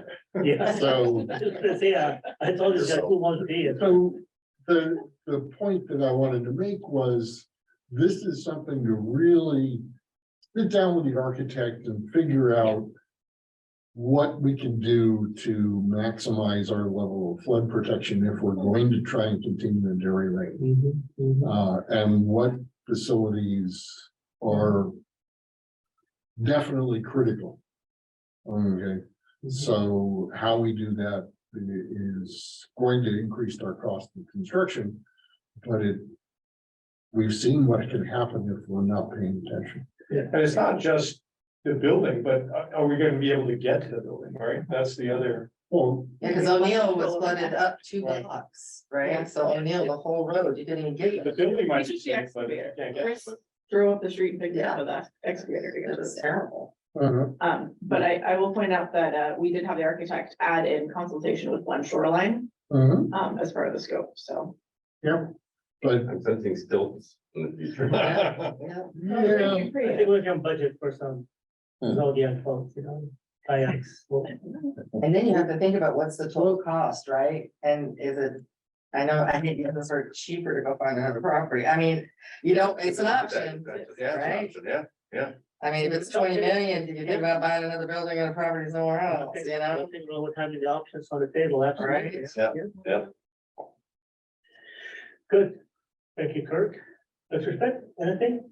I attended a presentation by Twomley River Trust. So that'd be interesting, but in the interest of time, Direct fire, yes, Peter? yes, I've known Peter for many years. Interest of time, the one thing I'll call out is they think that SFPUC should get more involved in groundwater banking with the irrigation districts, which kind of makes sense to me. So I thought that was an interesting point. Especially on years like this one. Exactly. Yeah. that was, groundwater banking was one of the big measures that came up at Aqua in December. Was, gee, we need more projects to groundwater bank. Yeah. December and many Decembers before that. Yes. Okay. So. Good. Good to Jordan, I think. Nothing for me. Good. You're good? Yeah. I attended the same meeting that Kirk gave a very good presentation about, and Kat was also at that meeting too. And she made a good presentation about the water district and what's going on. Very good. All right, communications. I got just a couple things just to remind people again, Jeanette, we have a retirement luncheon for Jeanette next week on the 28th at Davino's at lunchtime. And I think some of the board members said that they were gonna be able to attend. They're all here except for Matt. Everybody's going except for I'll be Matt. there, yeah. Davino. And then on Friday, April 7th, we're having a cake for Tammy between 5:30 and 7:30 at the Iron Gate. So I think a lot of you have already received invitations or, notices of show. So just want to remind people those things. Yeah. That's it. Tomorrow night. Yeah. Excellent, very good. Anything else? Everything on the order? Anybody? All right, Nobody leave until you sign the proclamation and Jeanette's. yes, yes, very good. Live signatures, we got wet signatures. All right, very good. So, Yeah, really. motion to adjourn, anyone? So moved. So move, second, Second. all those in favor? Aye. Thank you. All right, good meeting, everyone. Yeah. Thank you so much.